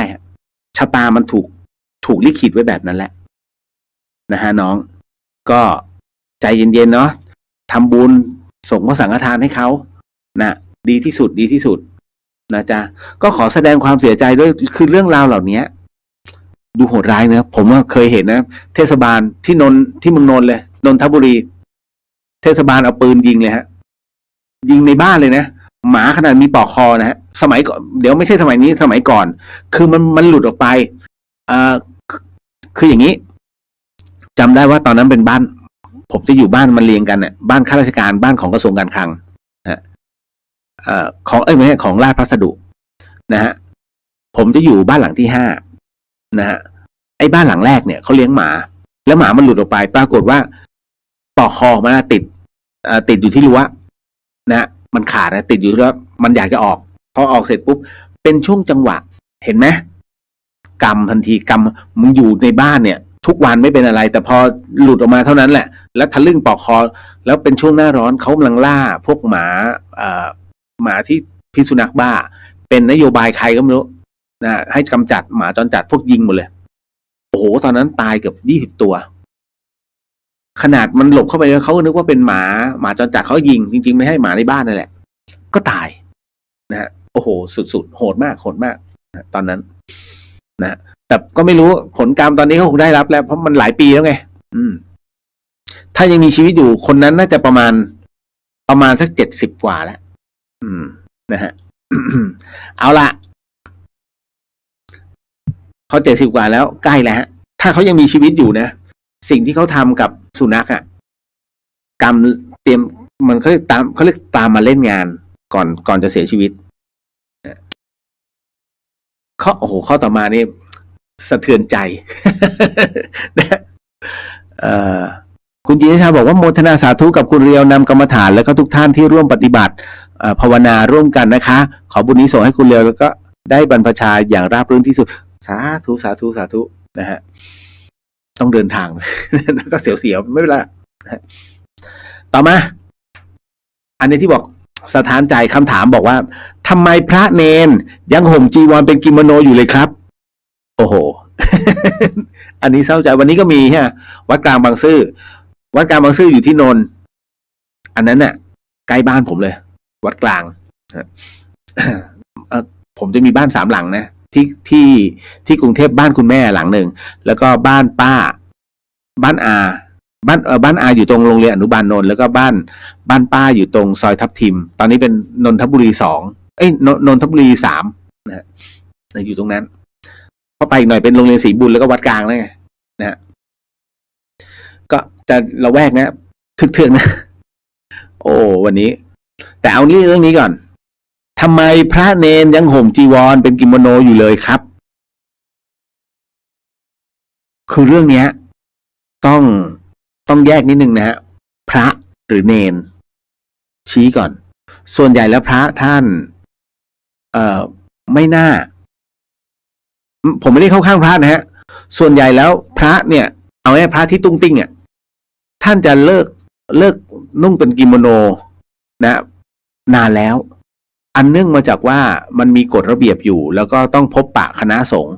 ดังนั้นเนี่ยท่านจะไม่ทำแต่เรื่องตุ้งติ้งมันเป็นสัญญาตอบไม่ได้นะครับเพราะฉะนั้นกรณีที่นุ่งกิโมโนเนี่ยผมว่าน่าจะเป็นเนนนะฮะมีเนนสวยๆนะฮะที่เป็นข่าวอันนั้นก็โอเคแล้วอันนั้นก็ท่านศึกไปแล้วแต่ไอ้ที่ยังไม่เป็นข่าวเนี่ยยังมีเพียบนะฮะแล้วก็ถือย่ามแบบอะไรเหมือนแบบถือเงี้ยถือแบบเหมือนป้าเขาถือกันเนี่ยนะฮะคือมันดูแล้วนะ มันพูดลำบากฮะแต่ก็เวลาจะทำให้ท่านน่ะปรับตัวได้นะครับเพราะฉะนั้นนะตรงนี้ต้องบอกว่ามันเป็นการคือพวกนี้เขาเรียกว่าตัดสัญญาเก่าไม่ขาดสัญญาของความเป็นLGBTQ อ่ะตัดไม่ขาดนะฮะคือมีคนอ้างไงว่าเฮ้ยทำไมการบวชพระจึงกีดกันนะฮะเพศแบบนี้นะผมถึงได้พูดไงฮะว่าถ้าคนที่พูดเรื่องราวเหล่านี้มานะฮะคุณกำลังมองดูฮะว่าถ้าคุณอยากกินข้าวมันไก่แล้วคุณเข้าร้านเนี้ยแล้วมันข้าวมันไก่มันจานละ1,200นั่นคือกฎของเขาแต่คุณยอมที่จะไปกินถูกไหมฮะแล้วคุณก็พอใจที่จะจ่าย1,200ถูกไหมฮะนั่นคือกฎของร้านของเขาแล้วคุณเห็นราคาคุณพอใจไงแต่ถ้าคุณไม่พอใจไม่จำเป็นฮะคุณไปร้านอื่นก็เหมือนกับวงการสงฆ์นะฮะถ้าคุณมองว่าเฮ้ยไม่ไหวว่ะกับพระวินัยตรงนี้ก็ไม่ต้องบวชเราก็ทำบุญได้นะฮะก็ปฏิบัติธรรมศีล 8ไปไม่ดีกว่าเหรอที่ผมพูดเนี่ยถูกไหมเพราะฉะนั้นสงฆ์จึงมีกฎของสงฆ์จึงมีพระวินัยถ้าคุณยอมรับได้นั่นหมายถึงว่าคุณสามารถบวชได้แต่ถ้าคุณบวชแล้วคุณจะประท้วงคุณไปประท้วงราคาข้าวมันไก่เขามีเจ้าของเนี่ยนะฮะ1,200เฮ้ย1,200ไม่คุ้มเลยนะซวยสิถ้าเป็นอย่างนี้นะฮะเขาก็เรียกตำรวจจับก็แค่นั้นเองนี่แหละฮะเพราะฉะนั้นถึงได้บอกว่าถ้าอ้างในเรื่องของการกีดกันทางเพศไม่ใช่นะฮะไปคิดใหม่นะครับเพราะว่ากฎเนี้ยมันมีมาเป็น1,000 ปีแล้วมันไม่เพิ่งมามีนะฮะเพราะฉะนั้นเนี่ยเข้าใจก่อนนะบางทีเนี่ยพวกคือประเภทเนี้ยเขาก็เอามาอ้างกันเพราะฉะนั้นในส่วนของผมใช้คำว่าเนรแล้วกันคือพระท่านเนี่ยสงวนท่าทีกันเยอะเพราะตอนนี้ข่าวพระมาแรง นะฮะนะครับเพราะฉะนั้นคณะสงฆ์เชียงใหม่ตอนนี้เล่นงานหมดนะฮะทุกวัดถ้ามีประเภทนี้นะครับคือเมื่อก่อนมีเอากันพูดกันตรงๆเป็นวัดดังด้วยโยมถือเงินแสนจะถวายนะฮะปรากฏว่าจะถวายท่านมหาที่กุฏิ1นะในวัดใหญ่แห่งหนึ่งไม่บอกแล้วที่ไหนปรากฏว่าไปเจอน้องเนน3 รูปนั่งอยู่ใต้ถุนนะฮะเนนเจ้าคะไม่ทราบว่าท่านนี้อยู่ไหมโยมจะมาทำบุญนะน้องเนนหันมาเสร็จปุ๊บอุ้ยไม่ทำ โยมเดินกลับเลยนะฮะเขาก็สงสัยทำไมเนนสวยกูอีก กำลังทาปากกันอยู่เลยโอ้ยอันนั้นคือสมัยก่อนถ้าย้อนประมาณสัก10 ปีที่ผ่านมา10 ปีที่แล้วแล้วนะฮะก็จะเป็นอย่างนี้มีใส่ส้นสูงกันเดินเล่นกันภายในวัดคือเล่นกันไม่มีปัญหาแต่เล่นแล้วโยมไปถ่ายรูปเนี่ยจึงถามว่าเนนผิดป่ะเนนไม่ผิดนะฮะเนนอาจจะผิดในเรื่องของระบบความคิดแต่คนผิดเพราะว่าคุณเข้าไปในพื้นที่ของท่าน นั่นแหละฮะเพราะฉะนั้นต้องแยกให้ออกก่อนนะผมก็จะแยกเป็นจุดๆไปเรื่องผิดก็ว่าไปตามผิดเพราะท่านก็รู้ของท่านอยู่แล้วนะแต่กรณีของการบวชพระผมจะบอกก่อนว่ากรณี LGBTQ เนี่ยฮะมีมาตั้งแต่พุทธกาลนะครับไม่ใช่เพิ่งจะมามีนะฮะเพราะฉะนั้นในเรื่องของการบวชเนี่ยนะครับพระพุทธเจ้าท่านเองก็มิได้ห้ามแต่ท่านบอกว่าให้ดูดีๆนะเพราะบางคนอ่ะเป็นเขาเรียกเหมือนกับว่าเป็นจ๋าจนเรียกว่าเป็นพวกบันดานะฮะคือไม่สามารถจะบวชได้อันนั้นคือประเภทแบบสวยแล้วไม่ได้นะแต่ว่าถ้าประเภทที่ละได้ซึ่งภาวะของความเป็น LGBTQ เนี่ยนะฮะแล้วกลับเข้ามาสู่อย่างเต็มพระวินัยก็มีบรรลุหลายรูปนะฮะอันนี้เราต้องบอกก่อนนะว่าเรื่องของสมาธิเรื่องของการปฏิบัติมิได้ปิดกั้นเพศเพียงแต่วางให้ถูกต้องแค่นั้นแหละนะฮะเพราะฉะนั้นณตรงนี้ก็เป็นแค่การตัดสัญญาเก่าไม่ขาดในเรื่องของการห่มของท่านนะฮะถ้าท่านตัดสัญญาเก่าขาดก็จบแล้วล่ะไม่ได้มีอะไรต่อมาพี่คะการที่เราทำบุญทุกครั้งให้กับคนที่เรารักแต่เขาไม่เคยเห็นค่าเราดราม่าแล้ว นะแต่เขาไม่เคยเห็นค่าเรามันจะช่วยลดความเย็นชาของเขาลงได้ไหมคะเจ้ากรรมนายเวรเขาจะรับรู้ได้ไหมคะนะฮะอันนี้กรณีตรงนี้มันเป็นเรื่องความรู้สึกนะฮะใช่ไหมที่เราน้อยใจว่าคนรักใช่ไหมฮะมาเริ่มเย็นชากับเรานะฮะเริ่มไม่เห็นคุณค่าของเราผมว่ามันเป็นชีวิตคู่โดยทั่วไปที่ไม่ได้มีเขาเรียกว่าไม่ได้ทำความเข้าใจหรือทำความเข้าใจกันแล้วเกิดช่วงหนึ่งเรียกเกิดความเบื่อหน่ายเกิดขึ้นนะบุญเรื่องศีลเริ่มจะไม่เสมอกันแล้วฮะ นะคนที่เป็นคู่กันเนี่ยคุณต้องดูนะฮะว่าเรื่องของศีลเนี่ยนะฮะมันสำคัญยังไงศีลไม่ต้องเสมอกันนะครับถ้าศีลไม่เสมอกันละยุ่งเลยนะฮะแม้กระทั่งความเป็นเพื่อนนะฮะคุณ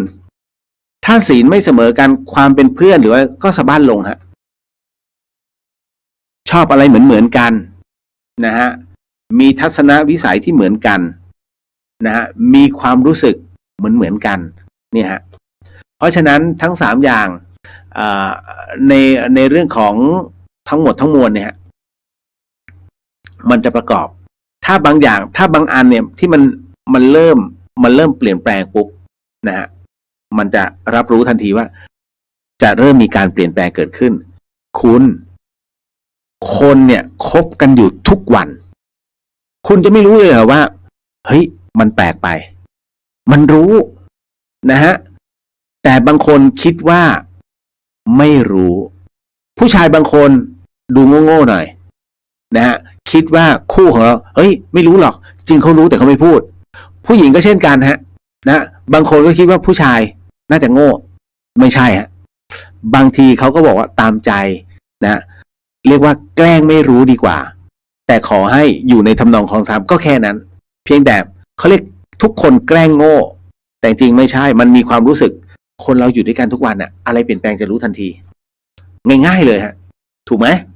นี่แหละฮะนี่คือโลกความเป็นมนุษย์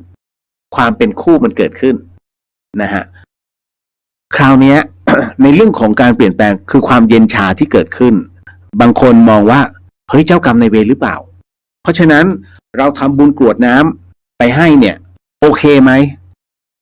นะฮะเผื่อนะตรงนี้เราก็ใส่ชื่อเข้าไปบ้าง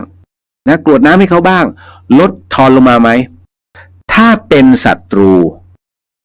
ทำได้ถ้าเป็นศัตรูนะฮะทำได้ลดเพรสเชอร์ของเจ้ากรรมนายเวรลงได้แต่ถ้าเป็นคู่รักทำได้ไหมยากคู่รักเพื่อนรักเนี่ยยากตรงที่ว่ามันไม่เข้าใจไม่รับปิดเลยฮะคือเหมือนกับคุณทำบุญให้ผีอะแต่ผีไม่รับนะฮะเพราะที่ไม่รับเพราะไม่ศรัทธาเมื่อไม่ศรัทธานั้นบุญถึงไหมฮะไม่ถึง เมื่อบุญไม่ถึงก็คือเป็นการปิดกั้นบุญแต่คุณได้บุญอยู่แล้วเพราะจิตอันเป็นกุศลคุณได้เต็มๆตรงนี้ฮะให้จำไว้เลยสิ่งไหนที่มันเป็นของเรายังไงมันก็เป็นของเราแต่ถ้าสิ่งไหนไม่ใช่ของเรา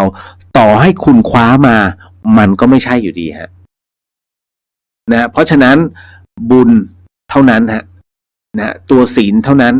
ที่มันจะเป็นตัวที่เชื่อมต่อได้อันเนี้ย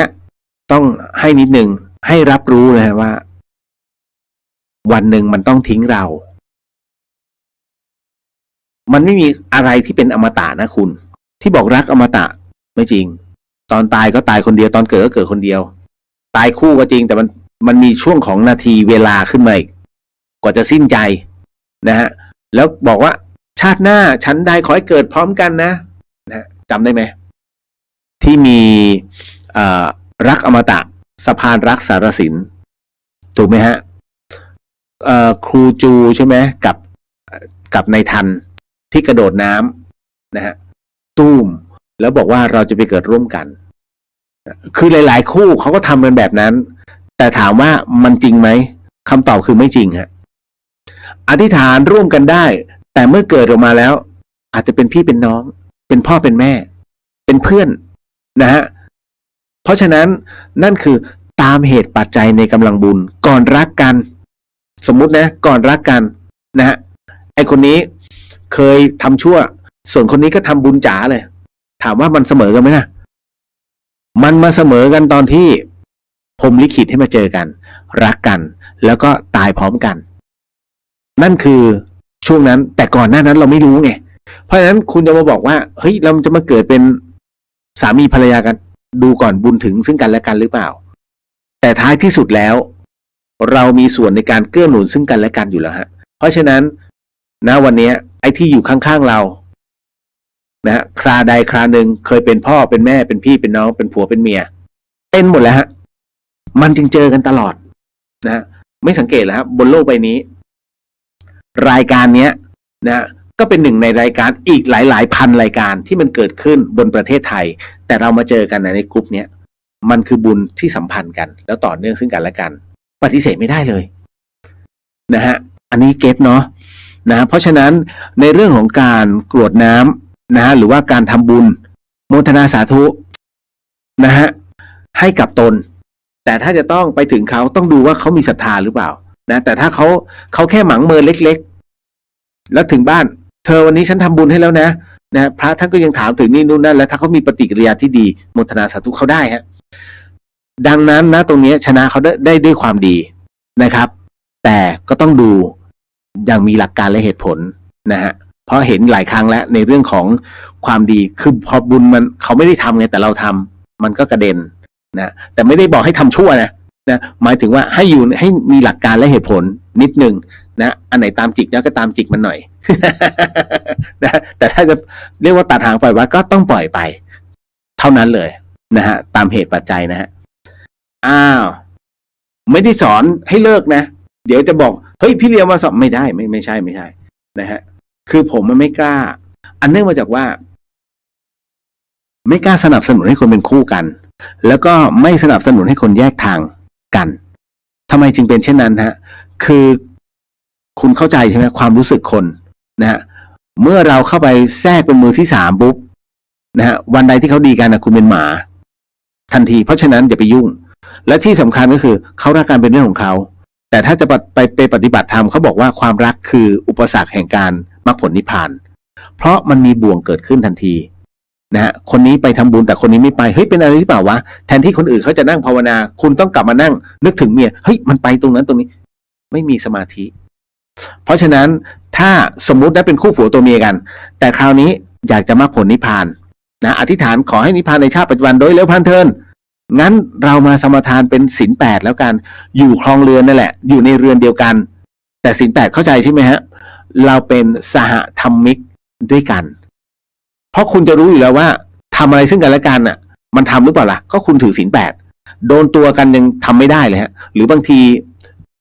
ขอโหสินะเดี๋ยวปัดตรงนี้ให้โดนตัวก็ขอโหสิแล้วไม่คือใจยังไม่ได้มีเจตนา เป็นอย่างอื่นเข้าใจใช่ไหมฮะดังนั้นทั้งหมดทำได้แต่อยู่ในตัวอัฏฐะนะของศีลแค่นั้นแหละฮะต่อมาโอ้อธิบายเคลียร์มากปวดหัวนะฮะคือกว่าจะก๊อปปี้กว่าจะอะไรเนี่ยเอามาตอบคำถามกันโอ้โหปวดหัวเลยฮะอันนี้คุณธีรศักดิ์นะสวัสดีครับพี่นันทินีสวัสดีครับคุณเรียวสวัสดีครับพี่นะอันนี้คุณสจีสวัสดีครับคุณเรียวสวัสดีครับผมนะฮะอุ้ยครับข้างวันนี้ เหมือนมีการนัดหมายกันมา ต่อมาพี่ครับพิธีกรรมการแช่น้ำว่านของเขาอ้อเพื่อความคงกระพันเป็นเรื่องจริงใช่ไหมครับอันนี้ผมก็ดูหลายๆครั้งนะฮะดูคลิปแล้วก็ดูข่าวแล้วบังเอิญว่าได้มีโอกาสได้คุยกับหลวงปู่แพ้วหลวงปู่แพ้วเป็นท่านก็เป็นอีกหนึ่งเกจิภาคใต้นะครับแล้วก็เป็นผู้ที่มีวิทยาคมนะจากเขาอ้อเช่นกันแล้วก็เคยได้คุยกับท่านก็บอกว่าจริงนะฮะเรื่องนี้นะฮะเป็นเรื่องจริงแต่เดี๋ยวก่อนอันนั้นคือที่พระเดชพระคุณท่านกล่าวไว้สำหรับในมุมมองใช้คำว่ามุมมองนะฮะผมจะบอกว่าทุกวิชานะฮะคำว่าวิชากับวิชาเนี่ยคล้ายๆกันนะฮะทุกวิชานะมันมีที่มาที่ไปนะคุณนะกรณีของการอาบน้ำว่านเนี่ยที่เขาอ้อเนี่ยที่เขาให้เต็มที่20 คนใช่ไหมฮะนะถูกคัดเลือกมา20 คนให้ไปแช่น้ำว่านเนี่ย3 วัน 3 คืนนะตรงนั้นเพื่อความคงกระพันเขาบอกงั้นต้องบอกว่าทุกวิชาเนี่ยมีที่มาที่ไปเมื่อมันมีผลจากการที่สร้างต่อกันมานั่นแสดงว่ามันเคยมีเหตุที่เกิดขึ้นมาแล้วถูกไหมฮะเพราะเมื่อมีเหตุเกิดขึ้นแล้วมันใช้ได้ผลแสดงว่าวิชาเนี้ยต้องมีการสืบกันมาเพราะฉะนั้นผลของการสร้างต่อกันมาแสดงว่ามันมีเหตุที่เคยเกิดขึ้นมาก่อนแต่ต้องบอกฮะว่าคำว่าอมตะบนโลกใบนี้มีจริงหรือเปล่าหรืออาจจะมีนะมนุษย์เป็นพันปีอย่างเงี้ยแต่เอาผมใช้เสียงส่วนใหญ่แล้วกันผมว่าความเป็นอมตะก็ไม่มีจริงทำไมจึงเป็นเช่นนั้นพ่อครูแม่ครูทุกวิชาถ้าอมตะจริงตอนนี้ท่านยังอยู่ต่อให้เป็น100 ปีท่านก็ยังอยู่แต่ทำไมท่านไม่อยู่ท่านละไปหมดแล้วนี่ฮะอมตะตรงไหนอมตะช่วงหนึ่งของชีวิตใช่แต่มิใช่คงทนถาวรตลอดไปท้ายที่สุดก็แพ้สังขารนะเพราะฉะนั้นสิ่งหนึ่งเนี่ยที่ให้พึงระลึกเรียนรู้เอาไว้ได้แต่ว่าอย่าคิดว่าเราเนี่ยเป็นอมตะโดยแท้จริงไม่มีใครเป็นอมตะโดยแท้จริงองค์พระสัมมาสัมพุทธเจ้าท่านยังปรินิพพานเลยฮะถูกไหมครับดังนั้นเนี่ยยังไงก็ตามวิชาแก่กล้าอะไรมากมายแค่ไหนก็เรียบร้อยนะฮะแต่ที่สำคัญที่น่าเสียดายก็คือวิชาต่างๆจากครูบาอาจารย์เนี่ยฮะสังเกตไหมฮะทำไมเราไม่เคยได้เรียนเลยแล้วตรงไหนมีสอนบ้างก็ไม่มีถูกไหมฮะมันเริ่มเลือนลางหายไปจากแผ่นดินนี่ฮะเพราะคำว่าไม่สอนให้คนอื่นนี่ฮะมันก็เลยสาบสูญไปฮะเพราะว่าพอรุ่นต่อมาไม่มีใครสืบทอดแล้วผมยังข้องใจอยู่ยังไม่ได้ไปเมืองจันทร์เลยฮะตรงอะไรล่ะตรงเขาสอยดาวที่เขารับทำคุณไสขอไปที่เขาเอาขุนไสออกให้ที่บ้านคุณตามีหลังนึงจริงๆมันมีเป็นแถบนะที่เขาทำหมดแต่มีหลังเนี้ยที่เจ๋งสุดแล้วทุกคนยอมรับแม้กระทั่งฝั่งเขมรเองยังต้องข้ามมาเพื่อให้แกทำให้เอาเขาเรียกว่าแก้เอาคุณไสเนี่ยออกให้จากตัวนะฮะคือแกก็บอกว่าแกก็เสียดายวิชาเนี้ยมันไม่มีใครสืบต่อมีหลานผู้หญิง2 คนซึ่งหลานผู้หญิงก็เอาไม่อยู่นะฮะเหตุการณ์นี้เคยเกิดขึ้นกับผมแล้วก็พระอาจารย์ภาสกรมาแล้วทดลองมาแล้วคือก่อนหน้านั้นเนี่ยเราไปหาเขาเรียกว่าเซียนเดี๋ยวนะผมเป็นอะไรที่อย่าบอกเฮ้ยพี่เลี้ยงยังเชื่อเรื่องนี้ คืออย่างนี้ที่ไปเนี่ย เพราะว่าเขาชวนไป เราก็แค่อยากเห็น พออยากเห็นอยากเจอเสร็จปุ๊บก็ไปเซียนท่านนี้อยู่ที่ชลบุรีฮะอยู่ตรงตรงข้ามอะไรนะบ้านของเจ้าของสหฟาร์มอ่ะซอยต้นโพก็เข้าไป แต่เขาเป็นมุสลิมนะแปลกไหมแต่เซียนไปลงเขานะฮะ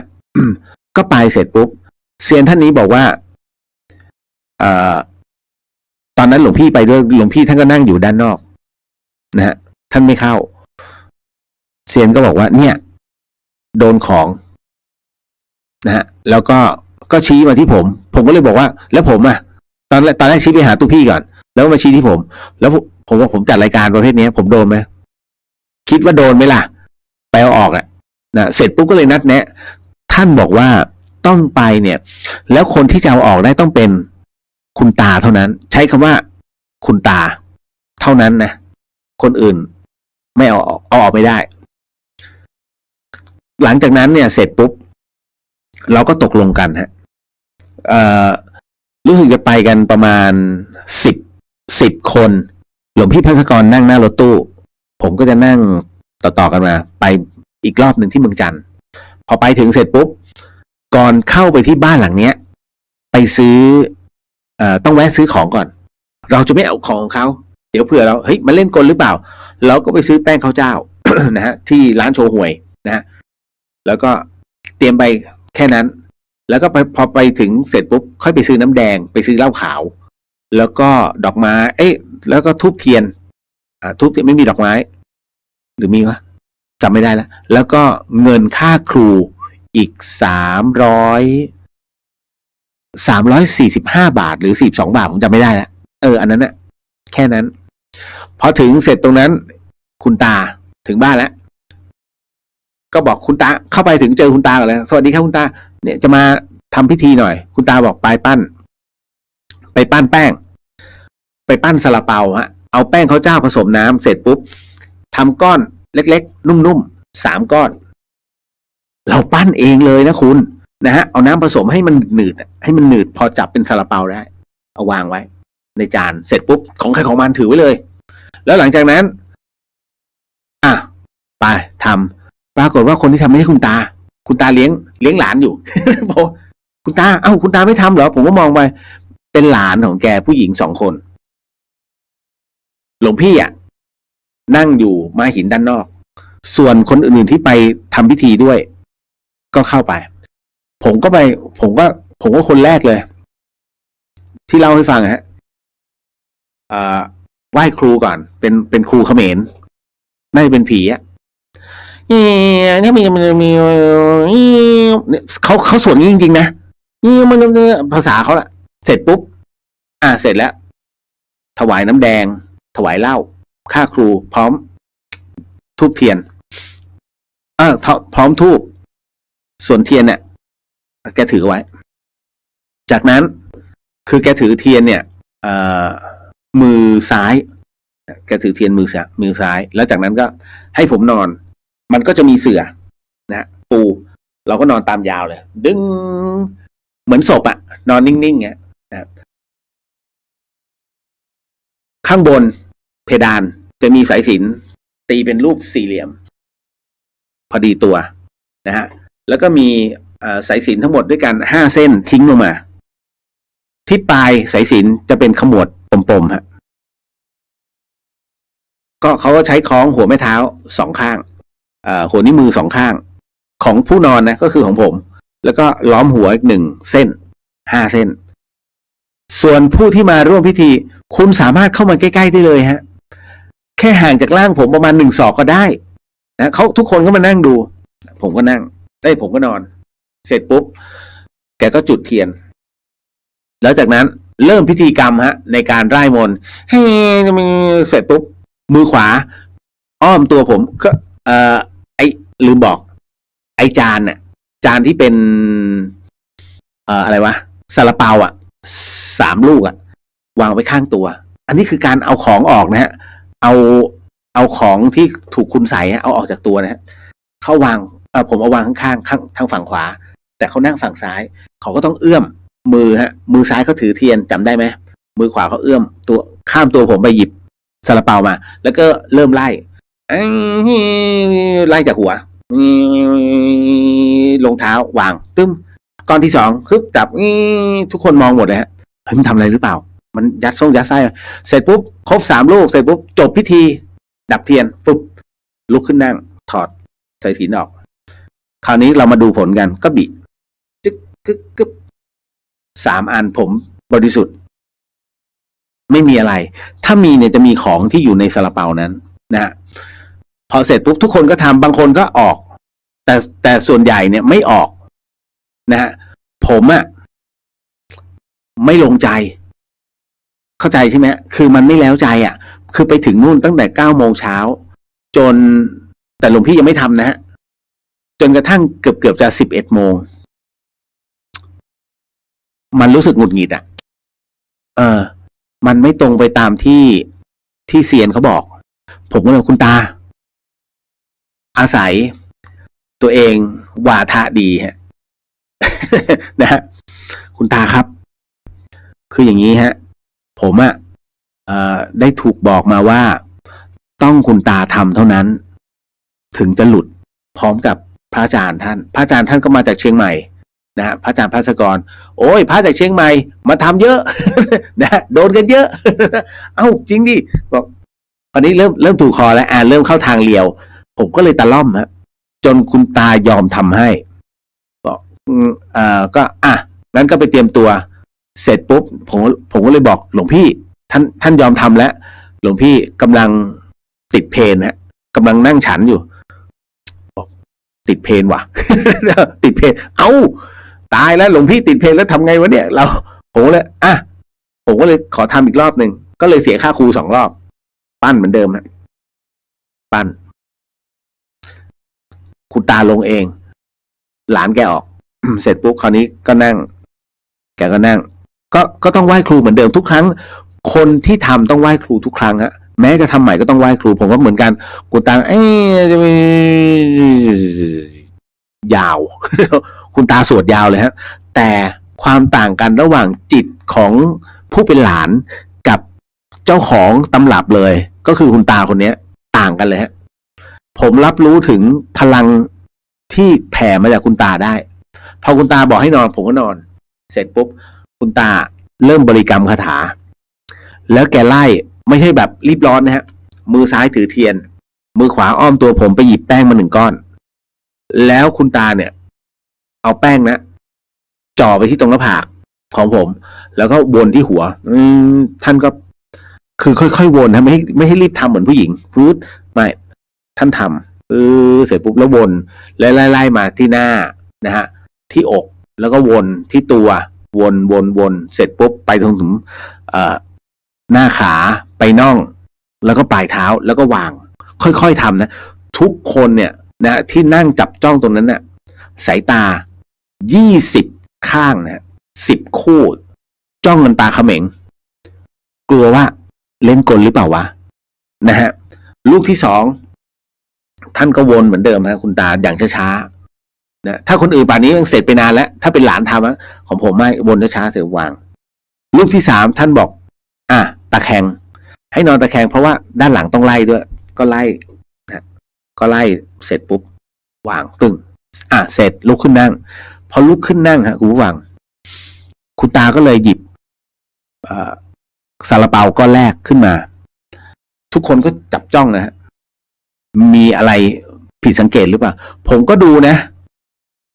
ว่าตำหนิที่ผมทำยังอยู่ไม่มีอะไรเลยเพราะฉะนั้นคุณตาไม่สามารถจะเปลี่ยนแปลงตำหนิผมได้แล้วเวลาทำมือเดียวคุณไล่คุณตาก็บีเอามาโพะมีก้อนดำๆนิดนึงอยู่ในซาลาเปาคุณตาก็บอกโอ้โหนี่กระดูกผีตายโหง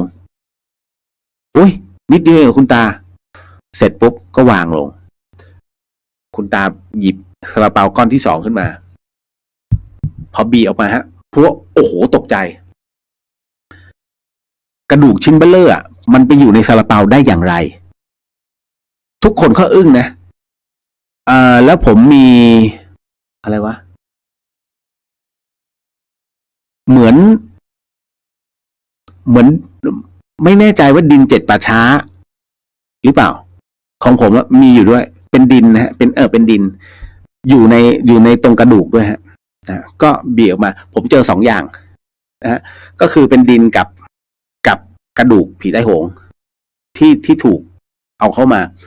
แล้วพอบีอันที่3ไม่มีคุณตาบอกไปกินน้ำมนต์แล้วเอาน้ำมนต์ไปลดหัวเสร็จปุ๊บมาเป็นข่าวหลวงพี่ภาสกรท่านก็รู้แล้วเวลาท่านเทศดุเดือดมากเทศด่าทุกอย่างที่มันไม่ถูกต้องตามพระวินัยท่านซัดทุกคนฮะไม่ว่าจะบำเพ็ญมาก่อนหรือว่าจะมาเป็นอะไรแบบมั่วๆทีหลังเนี่ยฮะท่านซัดทุกคนก็น่าจะโดนเยอะ นะไม่เหนือความคาดหมายคุณตาก็ทำให้หลวงพี่ภาสกรเหมือนกันนะท่านก็ไล่ตั้งแต่ศีรษะลงมายันตัวนะคือต้องถอดของขลังออกอ่ะโอ้โหของขลังหลวงพี่อยู่ในมือผมเต็มเลย เสร็จปุ๊บวนออกมาพอบีออกมาแรกนะฮะก็ตกใจแล้วบีออกมาแรกเนี่ยผมก็อุทานเลยหุ้ยกระเพาะปลา คือมันเป็นหนังใสๆฮะคุณตาบอกไม่ใช่ไอ้นี่หนังควายคือถูกหนังควายเสกเข้าท้องครับหลวงพี่แล้วผมหนังควายที่คุณตามันใสโดนมานานแล้วโดนจนมันฟอกสีแล้วอะนะฮะอันหนึ่งบีอีกอันหนึ่งของหลวงพี่ออกมาเป็นเส้นผมผู้หญิงนะฮะพอคลี่ออกมาเนี่ยยาวมากโอ้โหแบบ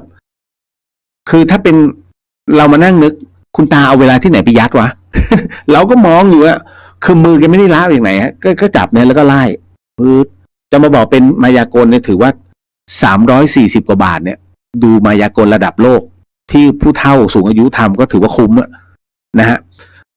คือแกก็บีออกมาโอ้โหผมผู้หญิงเป็นกระจุกนะฮะยาวมากคือถ้าวัดเนี่ยประมาณไหล่ถึงปลายมือยาวจริงฮะเวลาคลี่ออกมาบอกโอ้โหนี่ดูผมผู้หญิงต่อมาฮะคือเสกเส้นผมเข้าท้องไงแล้วจากนั้น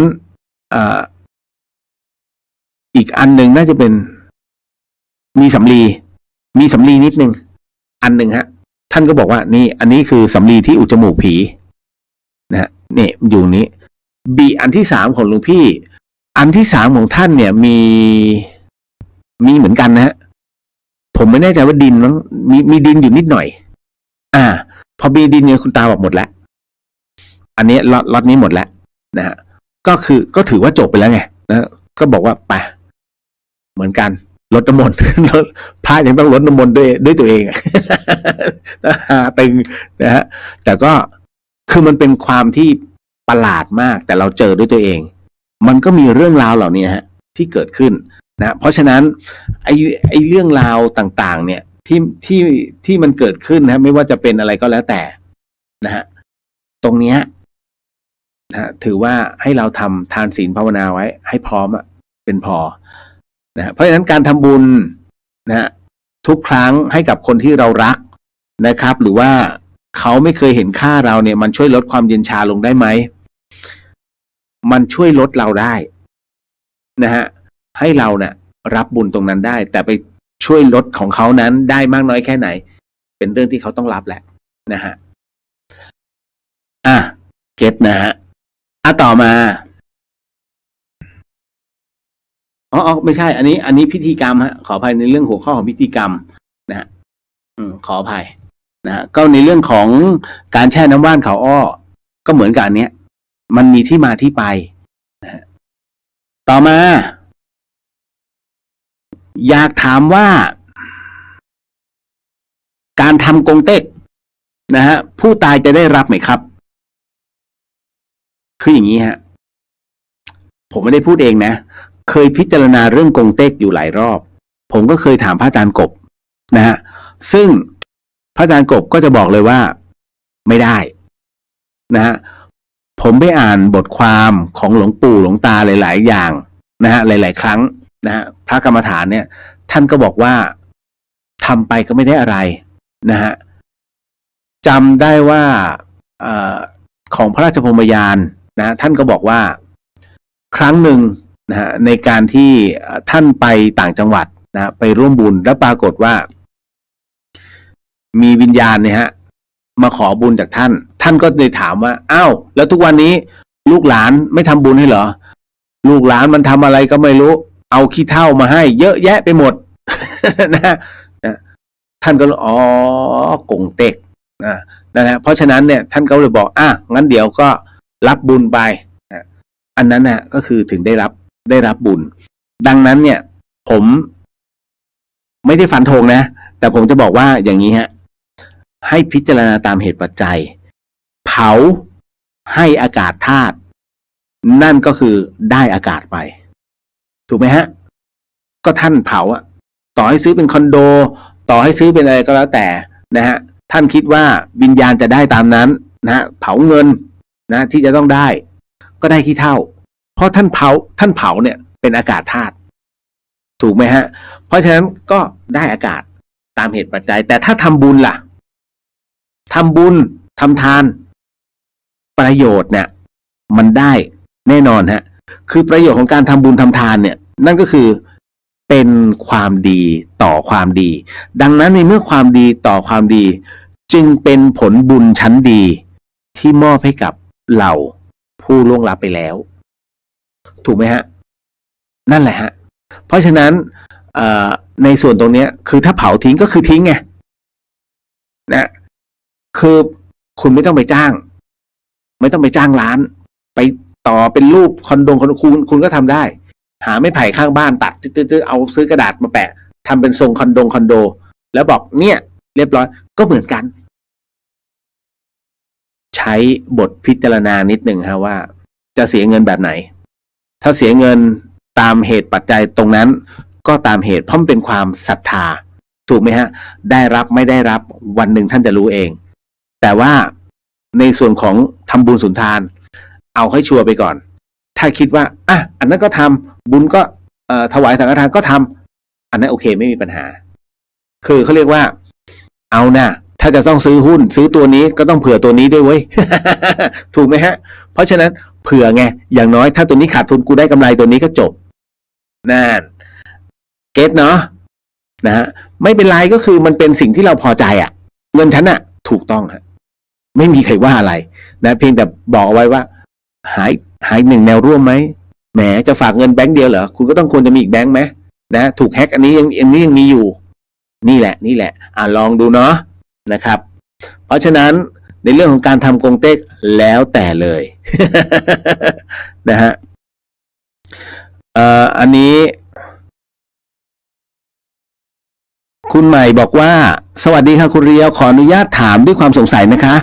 พระอาจารย์เป็นพระแล้วยังมีของขลังติดตัวด้วยทำไมถึงยังทำของใส่ได้คะถ้าในกรณีที่โดนก่อนบวชหรือว่าหลังบวชหรือปฏิบัติแล้วมันไม่เสื่อมหรือว่าหลุดหรือคะขอบคุณค่ะหลวงพี่จะถอดฮะหลวงพี่จะถอดตอนที่ท่านส่งน้ำนะแล้วก็ตอนนอนท่านก็ถอดนั่นแหละตรงนั้นนะฮะก็ส่วนใหญ่จะเป็นเช่นนั้นครับ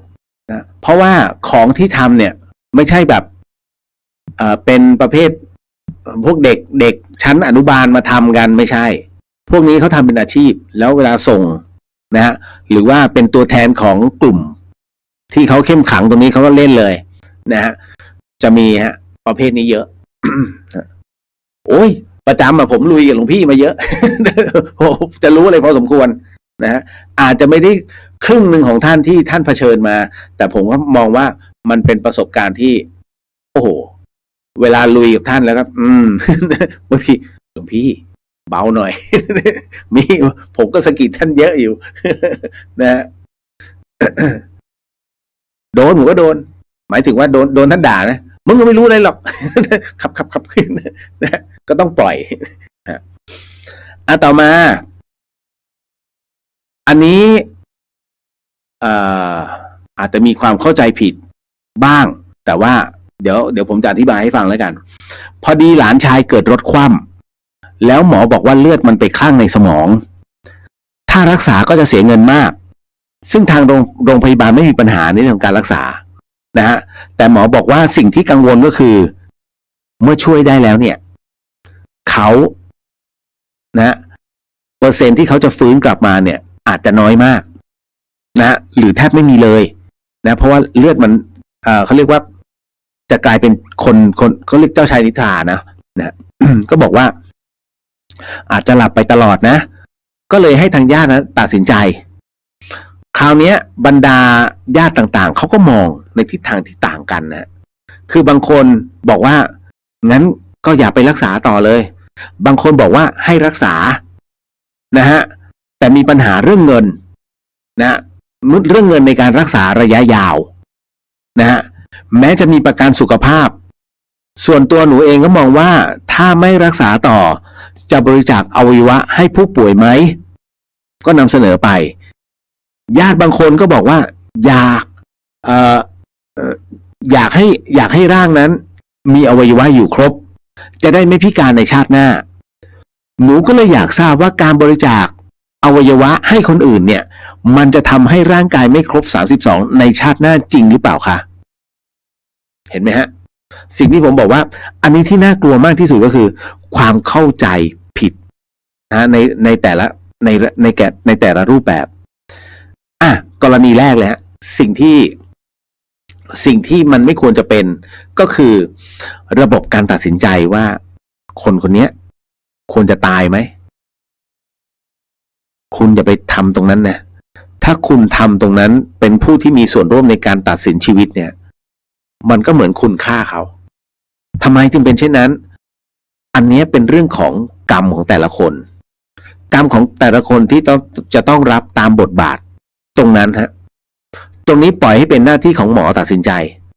ถ้าหมอบอกญาติตัดสินใจเอาที่หมอคิดว่ามันเป็นไปได้และเราสูญเสียน้อยที่สุดนะฮะเพราะตอนนี้ก็ไม่รู้ว่าวิธีการรักษาจะต้องอะไรประมาณไหนนะถ้าเป็นหมอจะทำยังไงหมอทำเลยนะคุณหมอก็จะให้งั้นก็ต้องรักษาชีวิตคนไข้แต่มันก็จะเสียค่าใช้จ่ายคือคนไข้จะจำเขาเรียกญาติผู้ป่วยจะจำยอมตรงที่ค่าใช้จ่ายสูงเราไม่รู้ฮะว่าผู้ป่วยที่เป็นก้านสมองตายนะ มันจะฟื้นเมื่อไหร่หรือไม่มีโอกาสฟื้นเมื่อไม่มีโอกาสฟื้นแล้วทุกคนก็จะมองไปเหมือนกับภาพที่ฉันต้องเลี้ยงฉันต้องมานั่งเช็ดขี้เช็ดเยี่ยวนี่นู่นนั่นในขณะที่อยู่บนเตียงไม่มีเวลาทำงานก็คือตายหมู่สินั่นเป็นเหตุแห่งกรรมนะฮะเพราะฉะนั้นนะตรงนี้ถ้าปล่อยเป็นผู้ที่มีหน้าที่ในการตัดสินใจได้จะดีกว่ากรรมจะน้อยลงนะแต่ว่าถ้าเราไปอย่าไปรักษาเลยถ้าอย่างนั้นเนี่ยปล่อยให้คนพูดเนี่ยเตรียมตัวกรรมมันจะตีกลับทันทีนะฮะอันนี้กรณีตรงนี้ให้พิจารณาดีๆนะครับเรื่องราวตรงนี้ต่อมาในเรื่องของการบริจาคอวัยวะสมมุติว่าคุณข้ามผ่านในเรื่องของการตัดสินเป็นที่เรียบร้อยแล้วนะคุณหมอ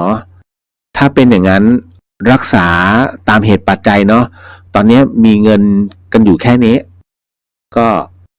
ถ้ามีเงินแค่นี้หมอมองว่ามันจะได้รักษาได้แค่อีกสัก 3-4 วันนะครับนะฮะแล้วตรงนั้นแล้วจะทำยังไงต่อถึงตรงนั้นเนี่ยเราคงไม่มีหนทางแล้วคุณหมอ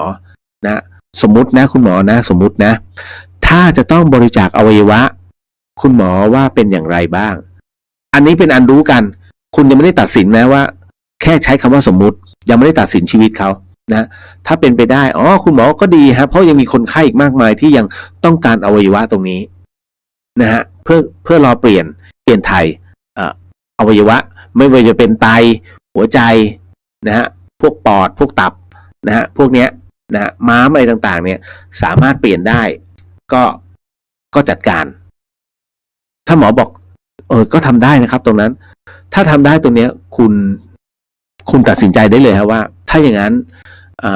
มองว่าขอเอาอวัยวะคนไข้นะตรงเนี้ย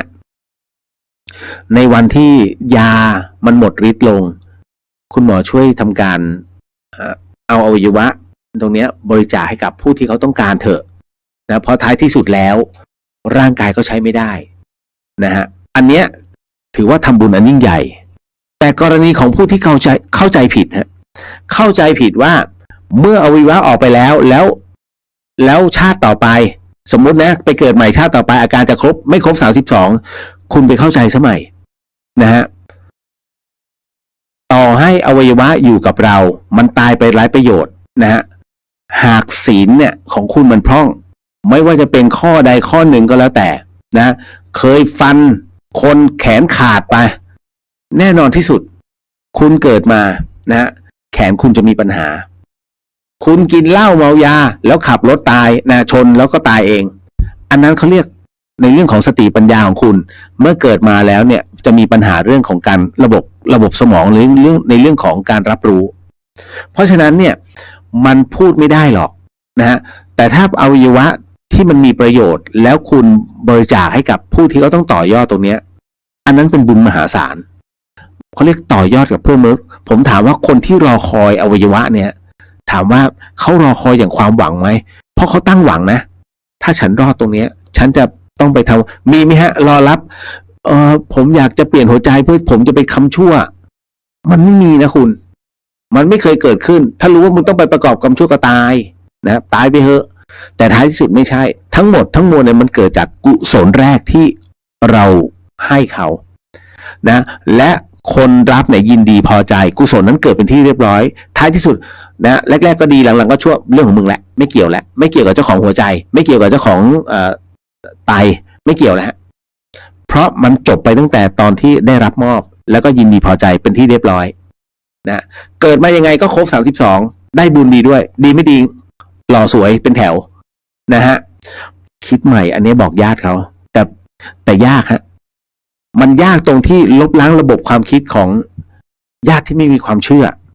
ญาติที่ต้องการเป็นผู้นำยันสุดท้ายของร่างคนอันนี้น่ากลัว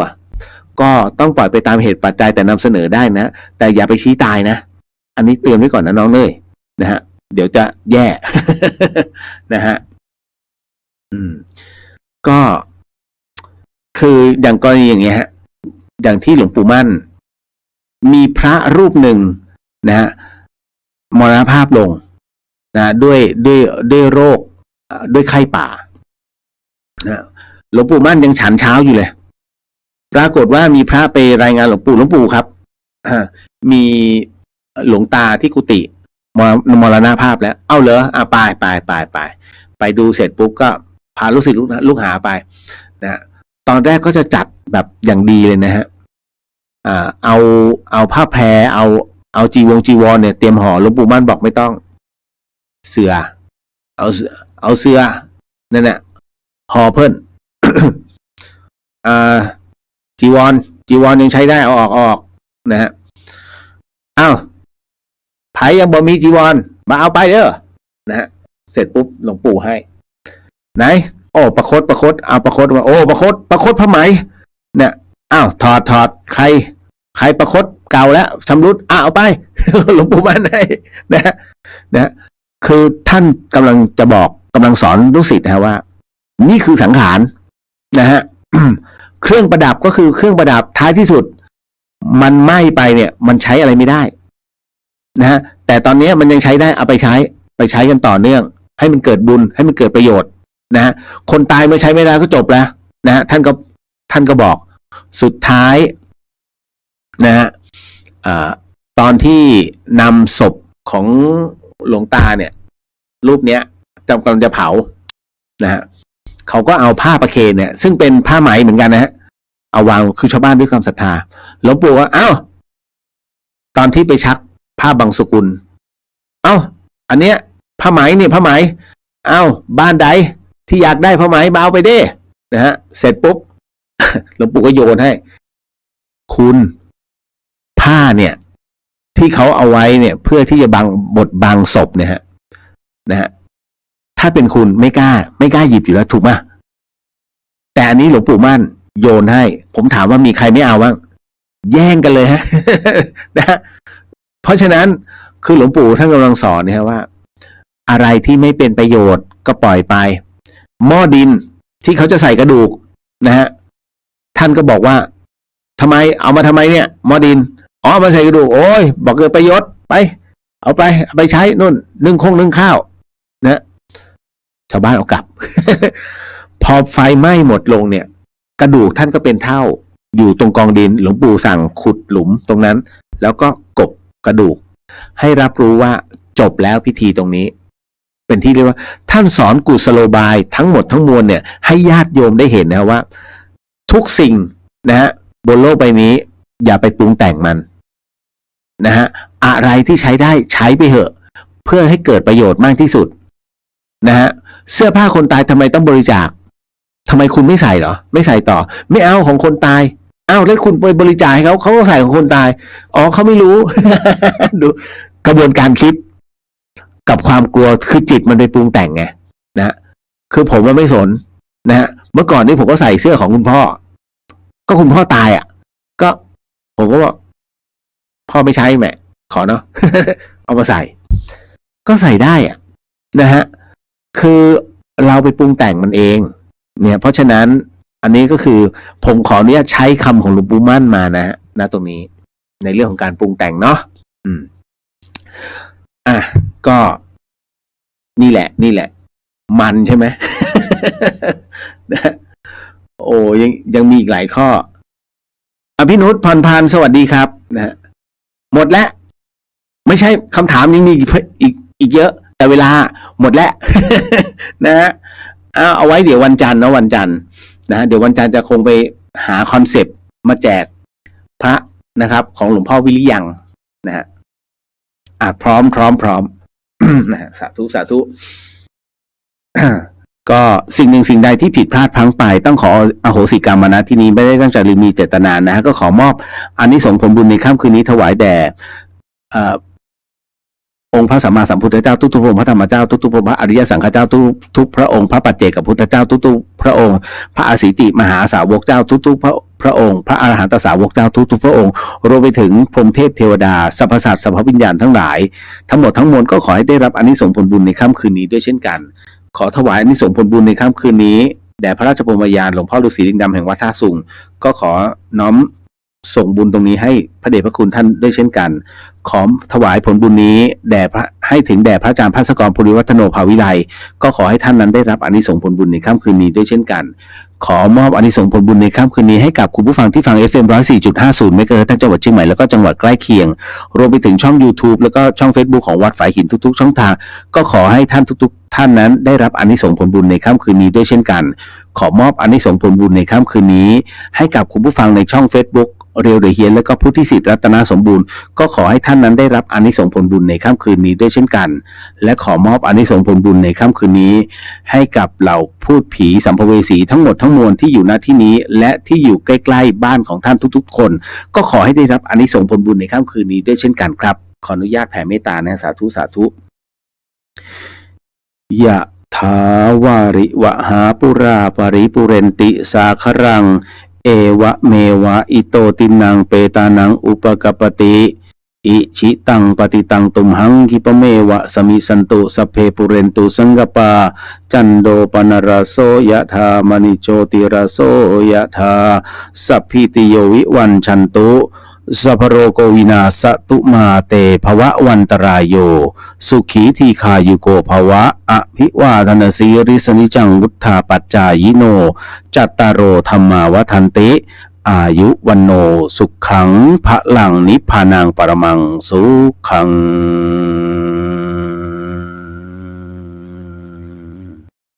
โมทนาสาธุนะครับแล้วเจอกันวันจันทร์เนาะ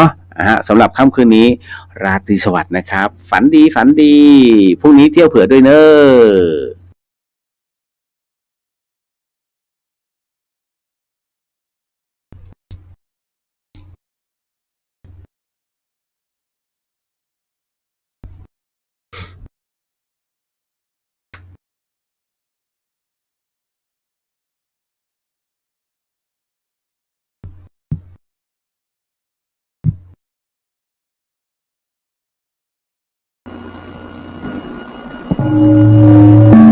คณะสงฆ์จังหวัดเชียงรายและสมาพันธ์ส่งเสริมและพิทักษ์พระพุทธศาสนาจังหวัดเชียงรายขอเชิญร่วมงานครบรอบ3 ปีการก่อตั้งสมาพันธ์ยุวพุทธสัมพันธ์และเปิดกรุสมเด็จพุทธาจารย์โตพรหมรังสีวันอาทิตย์ที่19 กุมภาพันธ์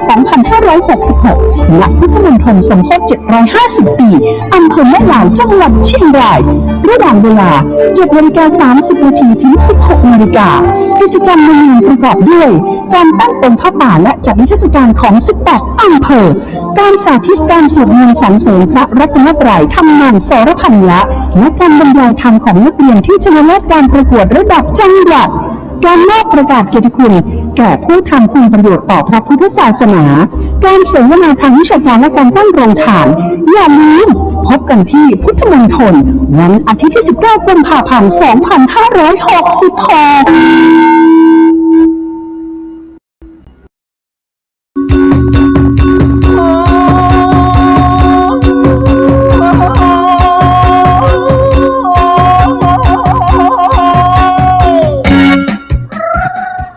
สารเพื่อการประชาสัมพันธ์ขอเชิญชวนศรัทธานักศิลป์นักบุญทั้งหลายร่วมทำบุญฉลองถาวรวัตถุและเสนาสนะปล่อยหลวงฉลองสมโภชการก่อตั้งวัดวังสิงห์คำครบ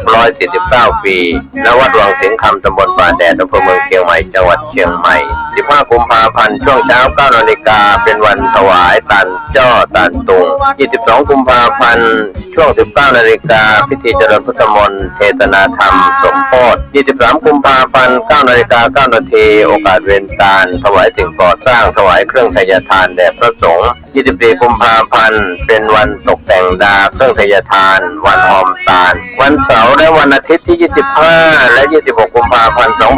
2566 ตั้งแต่เวลา 9 นาฬิกาเป็นต้นไปคณะศรัทธาวัดวังสิงห์คำและหัววัดต่างๆแห่เครื่องไทยทานเข้าร่วมทำบุญในโอกาสนี้ก็เชิญชวนศรัทธาสาธุชนร่วมทำบุญรับเป็นเจ้าภาพสังฆทานถวายพระมหาเถรานุเถระที่นิมนต์มาเจริญพุทธมนต์สังฆทานถวายหัววัดและขอเชิญชวนทุกท่านร่วมงานและร่วมทำบุญในครั้งนี้โดยทั่วกันติดต่อบริจาคร่วมทำบุญได้ที่วัดวังสิงห์คำ081-783-6540 ได้ทุกวันก็เป็นงานบุญงานกุศลฉลองถาวรวัตถุและเสนาสนะปล่อยหลวงฉลองสมโภชการก่อตั้งวัดวังสิงห์คำครบรอบ179 ปีณวัดวังสิงห์คำตำบลป่าแดดอำเภอเมืองเชียงใหม่จังหวัดเชียงใหม่15 กุมภาพันธ์ถึง 26 กุมภาพันธ์ขอเชิญท่านร่วมงานบุญนี้โดยพร้อมเพรียงกันแดงปิ่นเจ้าอาวาสร้างโบสถ์สร้างวิหารศาลาบากินหัววัดโฮมทำบุญประจำปีรำวงรำนา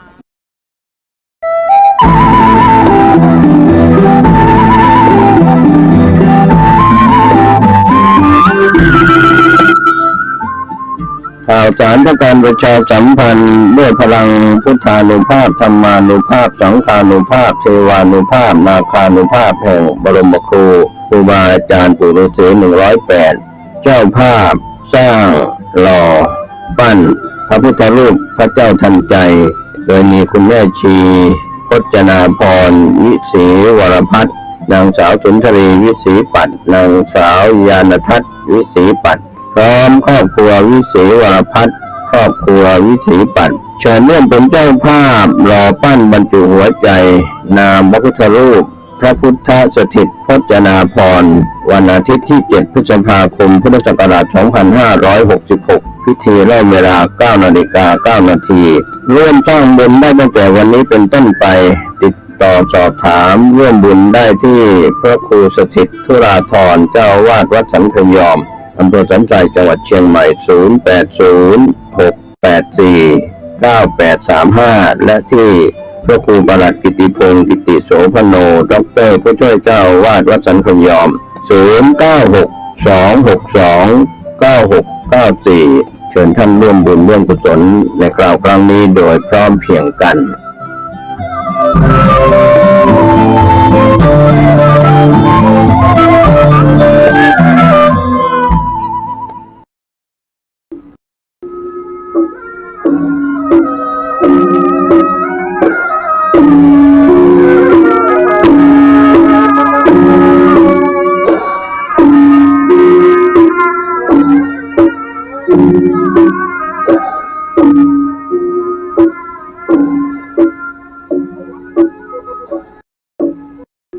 ขอความเจริญในธรรม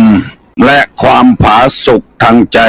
จงได้มาบังเกิดมีแก่ท่านสาธุชน คนดีผู้เจริญในศีลในธรรมทุกท่านพร้อมกันนี้ขอยกมือ10 นิ้วกราบอาราธนาเอาคุณพระพุทธเจ้าคุณพระธรรมพระสงฆ์คุณพ่อคุณแม่คุณครูบาอาจารย์ผู้ประสิทธิ์ประสาทวิชาความรู้บุญศีลบุญทานสิ่งศักดิ์สิทธิ์ทั้งหลายอันมีพระสยามเทวาธิราชพระบรมธาตุดอยสุเทพและครูบาเจ้าศรีวิจัยเป็นต้นขอได้โปรดมาอภิบาลปกปักรักษา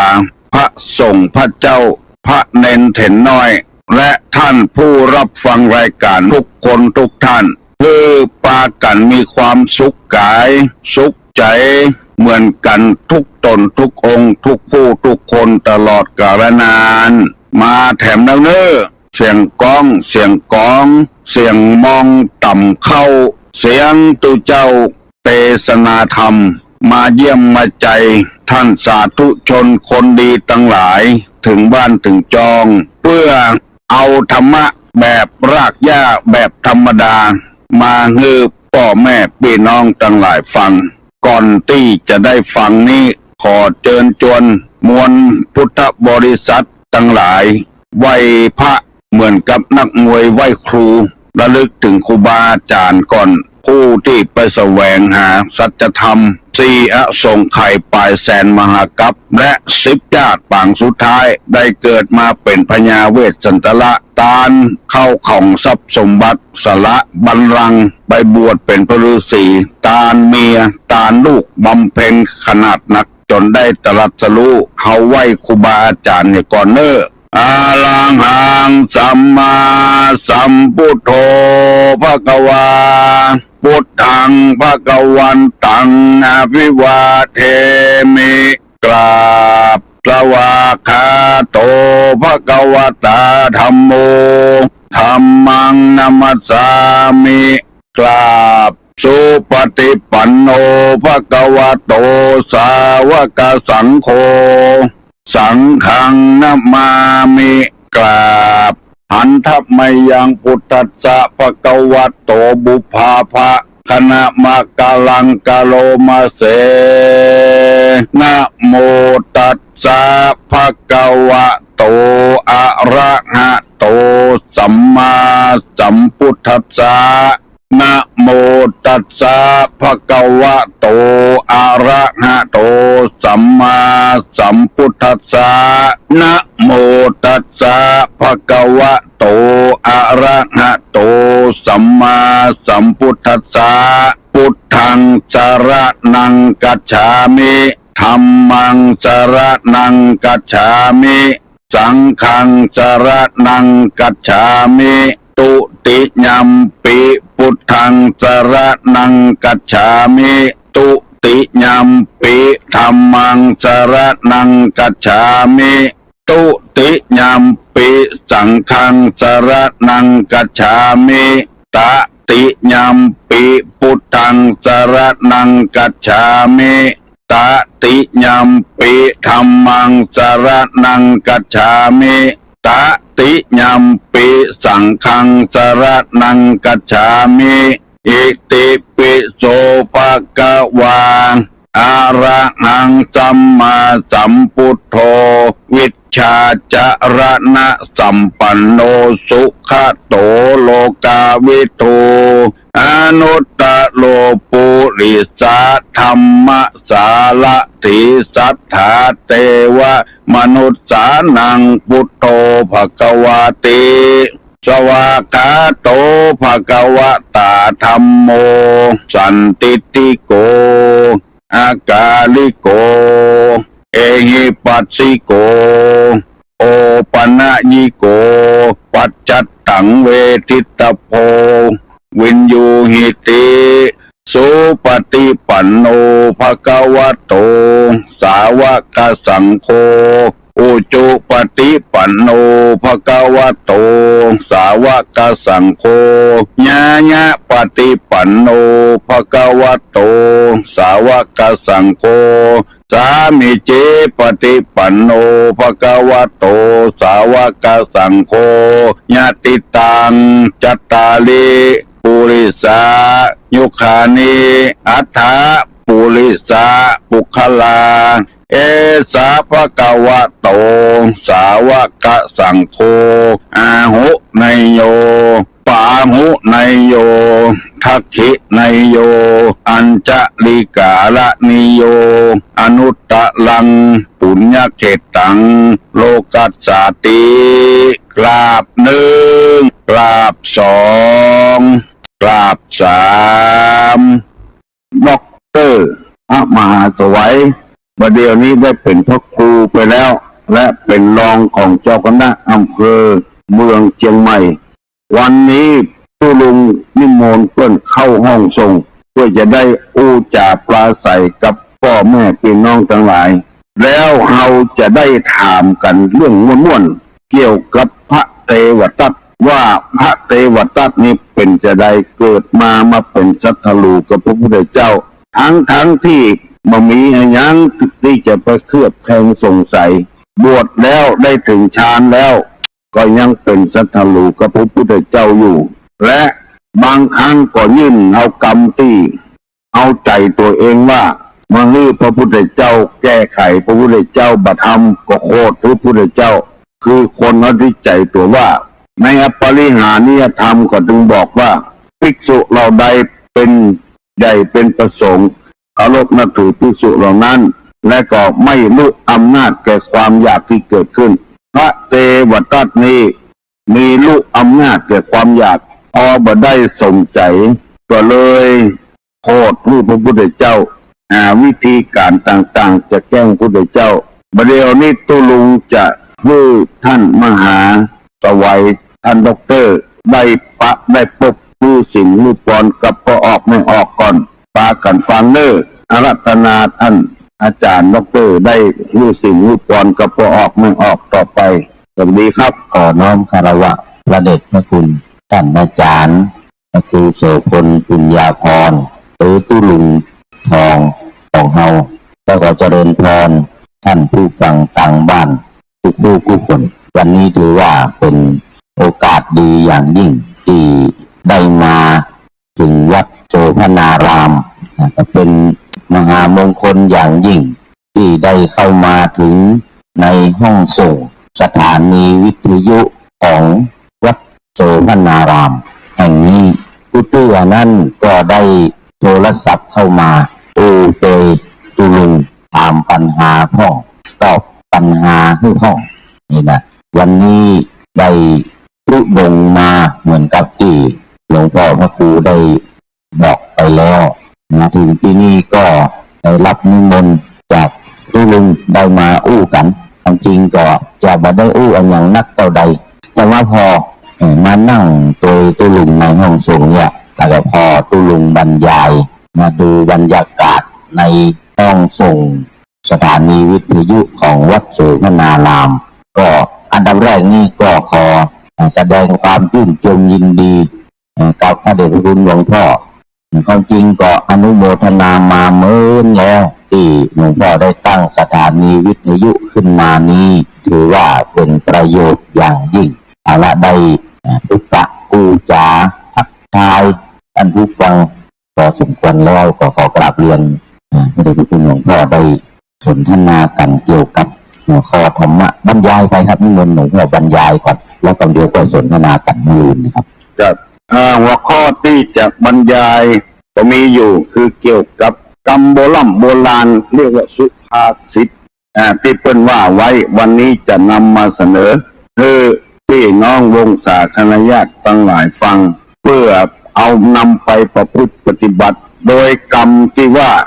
เรียกว่าคืดบอก เป็นทหารเจ้าใหญ่ในโตมหาวัฒวะคืดบอกที่เปิดเป็นว่าของกินล้ำอยู่ที่คนมักของฮักอยู่ที่คนตรงใจอันนี้เป็นกรรมบัลเก่าเนี่ยของกินล้ำอยู่ที่คนมักของที่ฮักอยู่ที่คนตรงใจข้อนี้นี่จะมีความหมายว่าจะได้ให้ทำท่านอาจารย์ดร.ลองสาธยายฟังและตุลุงจะได้รู้คือพอออกไม่ออกทางบ้านได้ฟังความจริงมันก็ชัดเจนถ้าเป็นคนเมืองเฮาเป็นคนแบบเก่า ตะแก่เนาะ ครับ ว่าต้องกินลำอยู่ที่คนมักนี่แต่อันตั้งหลังนี่ครับ ของฮักอยู่ที่คนเปลืองใจอันนี้เป็นธรรมะเนาะอันแรกนี่เป็นอาหารการกิน ครับ อันหลังนี่น่าสนใจครับท่านอาจารย์ ครับ ของฮักเนี่ยมันอยู่ที่ความเปลืองใจ เปลืองใจ คือภาษาไทยว่าพอใจเนาะแล้วภาษาบาลีว่าฉันทะคือความพอใจ อันนี้เป็นหัวข้อธรรมที่สำคัญ ในการที่เราตั้งหลายตั้งหลายจะเนี่ยการทำงานก็ดี หรือว่าจะไปที่นั่นที่นี่ก็ดีให้ประสบความสำเร็จจะต้องอาศัยความพอใจเป็นเบื้องต้นเป็นเรียกว่ามันเป็นหัวข้อที่หนึ่งในอิทธิบาทสี่ครับหลวงพ่อครับ ครับ ในอิทธิบาททั้งสี่ข้อที่หนึ่งว่าความพอใจเนาะ ฉันทะเนาะ ฉันทะ เนี่ยครับ ครับ นั่นหัวข้อธรรมอันนี้ถือว่าเป็นต้องเรียกว่าเป็นกุญแจดอกสำคัญ ครับ นำเข้าสู่จุดหมายปลายทางนำเข้าสู่ความสำเร็จทุกอย่างทุกประการในหัวข้อธรรมที่เรียกเอามากู้กันกับว่าของกินลำอยู่ที่คนมักเนี่ย ครับ แล้วก็ของฮักทั้งหลายเนี่ยอยู่ที่ความเปิงใจความพอใจ เขาแต่ว่าทำกรรมว่าคนเราเนี่ยนิสัยดูเหมือนกันเนี่ยเนาะ ครับผม ครับ มัน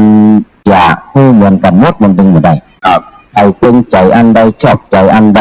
ครับ แล้วยกตัวอย่างการปฏิบัติธรรมครับหลวงพ่อครับ ครับ มันมีหลายอย่างมาเดียวเนี่ยในภาคเหนือของเราขนาดในภาคเหนือนะครับ การปฏิบัตินี่มีอยู่หลายอย่างต้องหนอยุบหนอก็มีพุทโธก็มี ครับ บางคนบางสำนักก็บ่เอาถึงสองอย่าง ครับ พุทโธก็บ่เอาพ้องหนอยุบหนอก็บ่เอา ครับ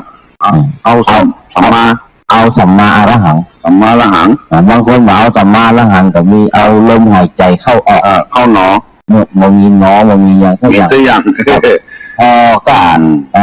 ลมหายใจมาถูกหูดังเหรอครับท่านอาจารย์ ครับ มันถูกหูดังเข้าออกมันเข้าเลิกเนี่ยยาวเนี่ยเป็นอานาปานสติ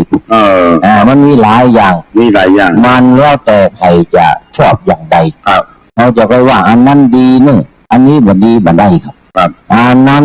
ก็ว่าถูกแต่มันไปได้ความยังไงนะครับ บ่ได้ เพราะฉะนั้นตามแต่ว่าใครจะชอบอย่างใดจริตของใครของมันหรอก ครับ ขนาดจริตนี่ก็พระพุทธเจ้าคนก็ได้บอกไว้เป็นหลายอย่างเนาะมี5-6 อย่าง 5-6 อย่าง ครับ แล้วก็อันที่ข้อปฏิบัติต่างๆนี่ก็เหมือนกันมันขึ้นอยู่กับความชอบของใครของมัน ครับ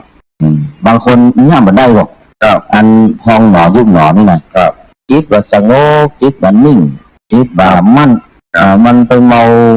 นึกถึงความปองความยุบนี่นะสู้พุทโธก็ได้ ครับ ความจริงมันเกิดจากความเคยชินครับ ครับ เคยจะตำมาอย่างอั้นมันก็เลยชอบอย่างอั้นนี่นะอย่างนี้ก็มีบางคนพอมาได้อันใหม่อันเก่าก็ดีหั่นล่ะ ครับ อันเก่าอย่างว่าจิตบ่สงบพอมาสัมมาอรหังเนี่ยพอลูกแก้วเนาะ ครับ แล้วก็ว่าน้อมเอาลูกแก้วเนี่ยมาแล้วก็ว่าสัมมาอรหังสัมมาอรหังความจริงมันคนละอย่างมันเข้ากันใช่ไหมนะครับแต่พอลูกแก้วก็ว่าสัมมาอรหังนะแล้วจริตมันมาถูกกับพอดี มันถูกจริต มันถูกจริตพอดีมันถูกความชอบพอดี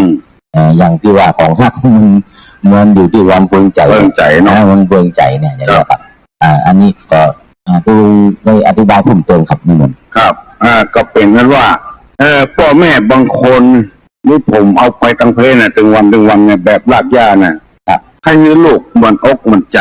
ครับ ถ้าเป็นไปบ่ได้ก็เคลูกเคเต้านี่เป็นอย่างอันเพื่อละอ่อนยังน้อยๆอยู่มันเจ็บที่ไหนปวดที่ไหนบ่รู้มันมารับมานอนแล้วก็ให้เมื่อคืนแล้วก็แม่ก็ดีพ่อก็ดีเลือดก็ใส่ลูกแต่เต้าทำให้จิตใจละอ่อนพันควรเป็นอย่างพระตเสียงกลัวพ่อกลัวแม่จนก็สั่นยงก็คือว่าอยากจะสอนให้คนได้เข้าใจว่ามันของกินลำเนาะอยู่ที่คนมักของฮักอยู่ที่เปิงใจคือมันแบบเปิงใจของมันแบบสบายตั้งใดตั้งหนึ่งเขาบอกรู้มันแล้วก็ไปใส่ละอ่อนไปด่าใส่ละอ่อนอันเนี้ยทำมือ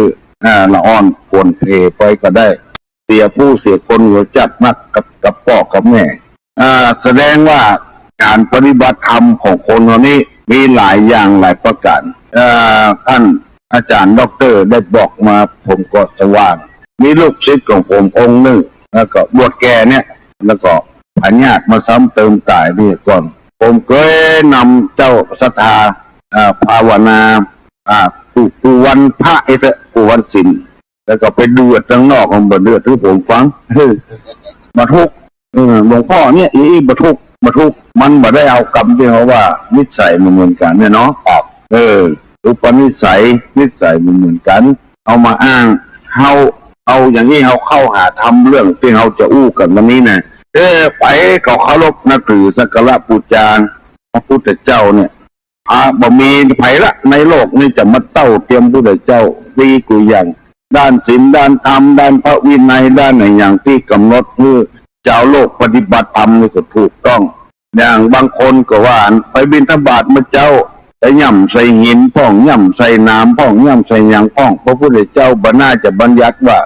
บิณฑบาตโดยเคารพก็ต้องสุกเกิบสุกวานเนี่ยกับคนบ่เดียวว่าไว้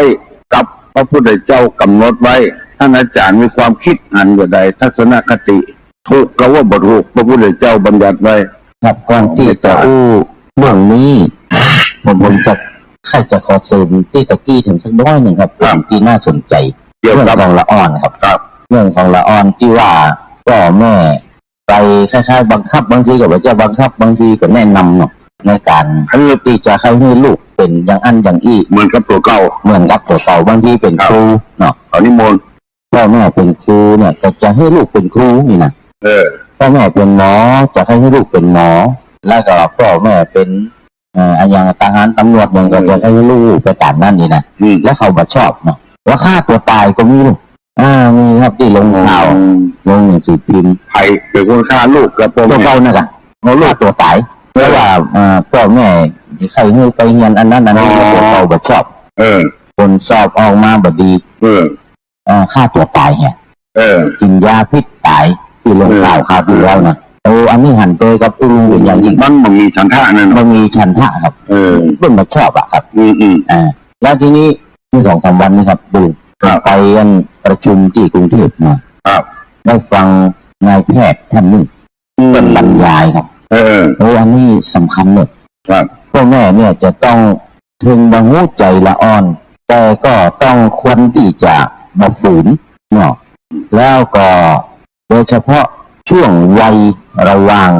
ที่ละอ่อนจะมีความต้องการอย่างใดเนี่ยเพิ่นแบ่งไว้ครับตั้งแต่อายุ1 ขวบถึง3 ขวบเป็นอย่างอัน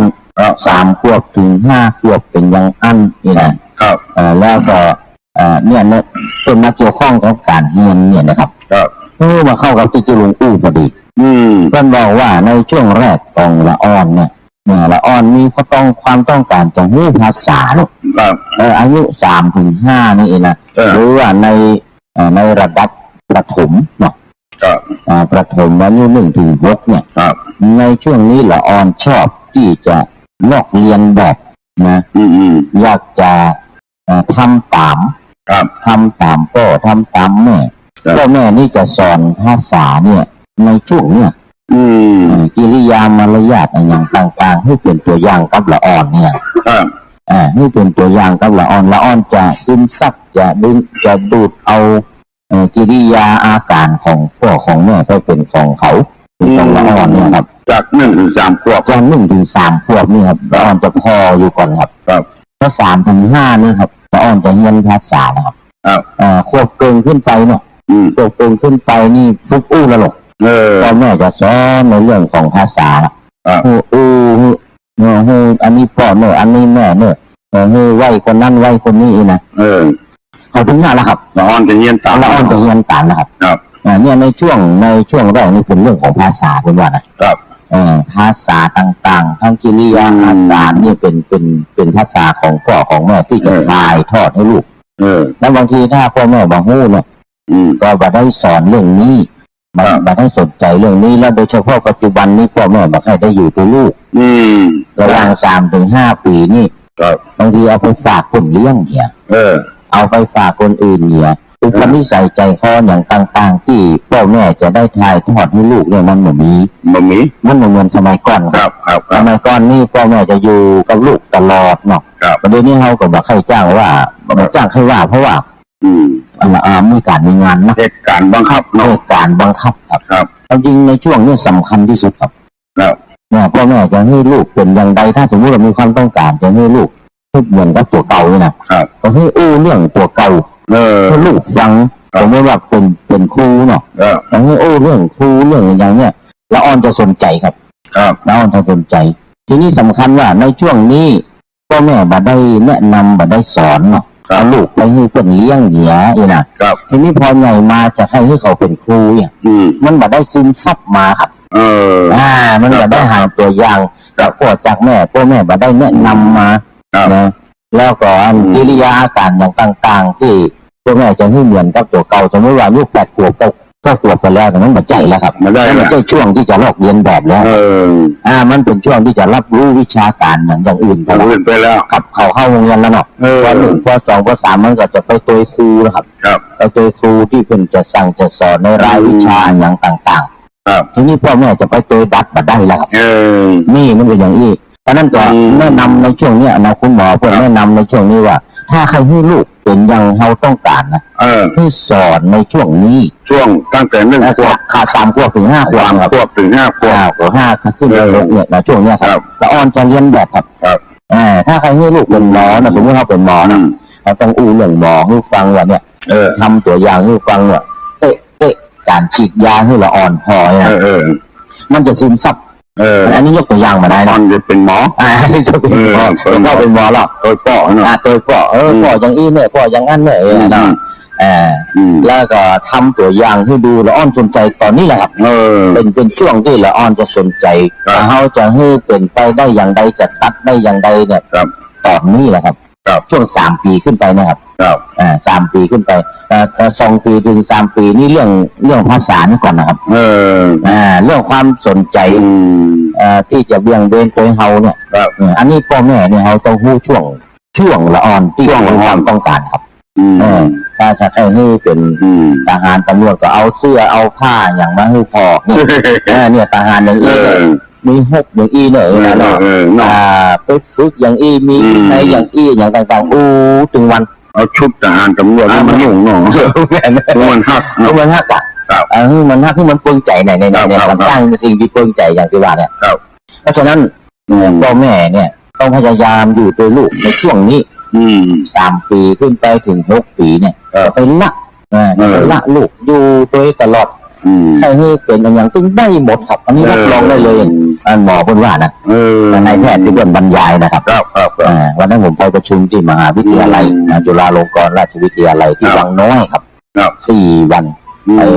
ประชุมอบรมกันเรื่องครูสอนศิลธรรมในโรงเรียนเนี่ยครับเพื่อนจะเรียนพระนิเทศศึกษานิเทศที่ไปประชุมกันนั้นนะเพื่อไป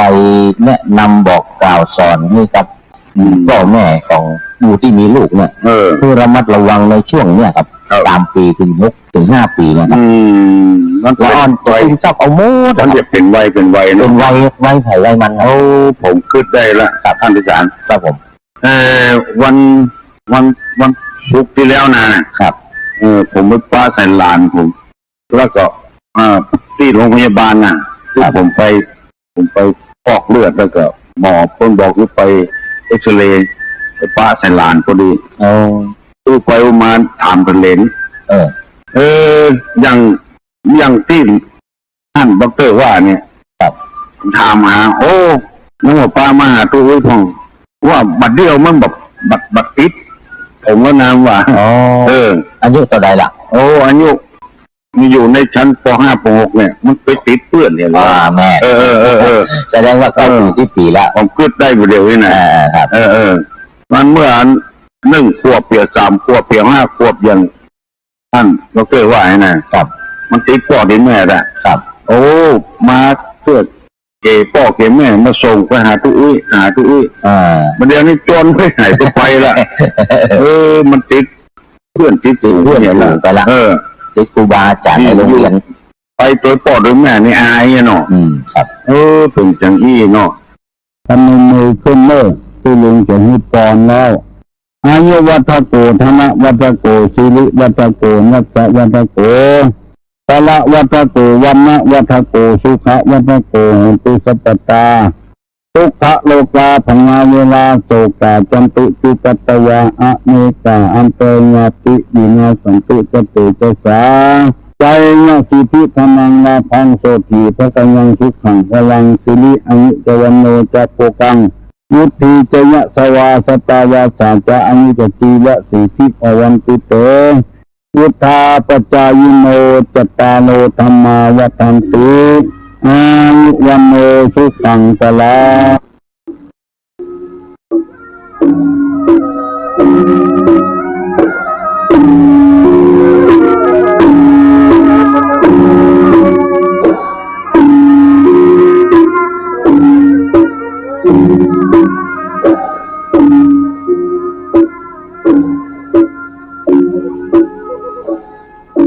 กล้ามเนื้อแบบไม่เติมน้ำตาลทรายโปรตีนเวย์ 50% ใยอาหารสูง Nestle Boost Care เสิร์ชเลย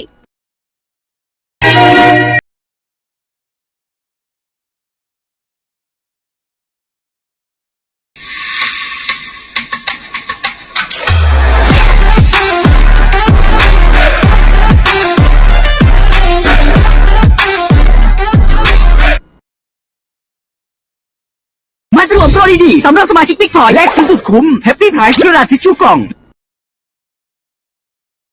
Nestle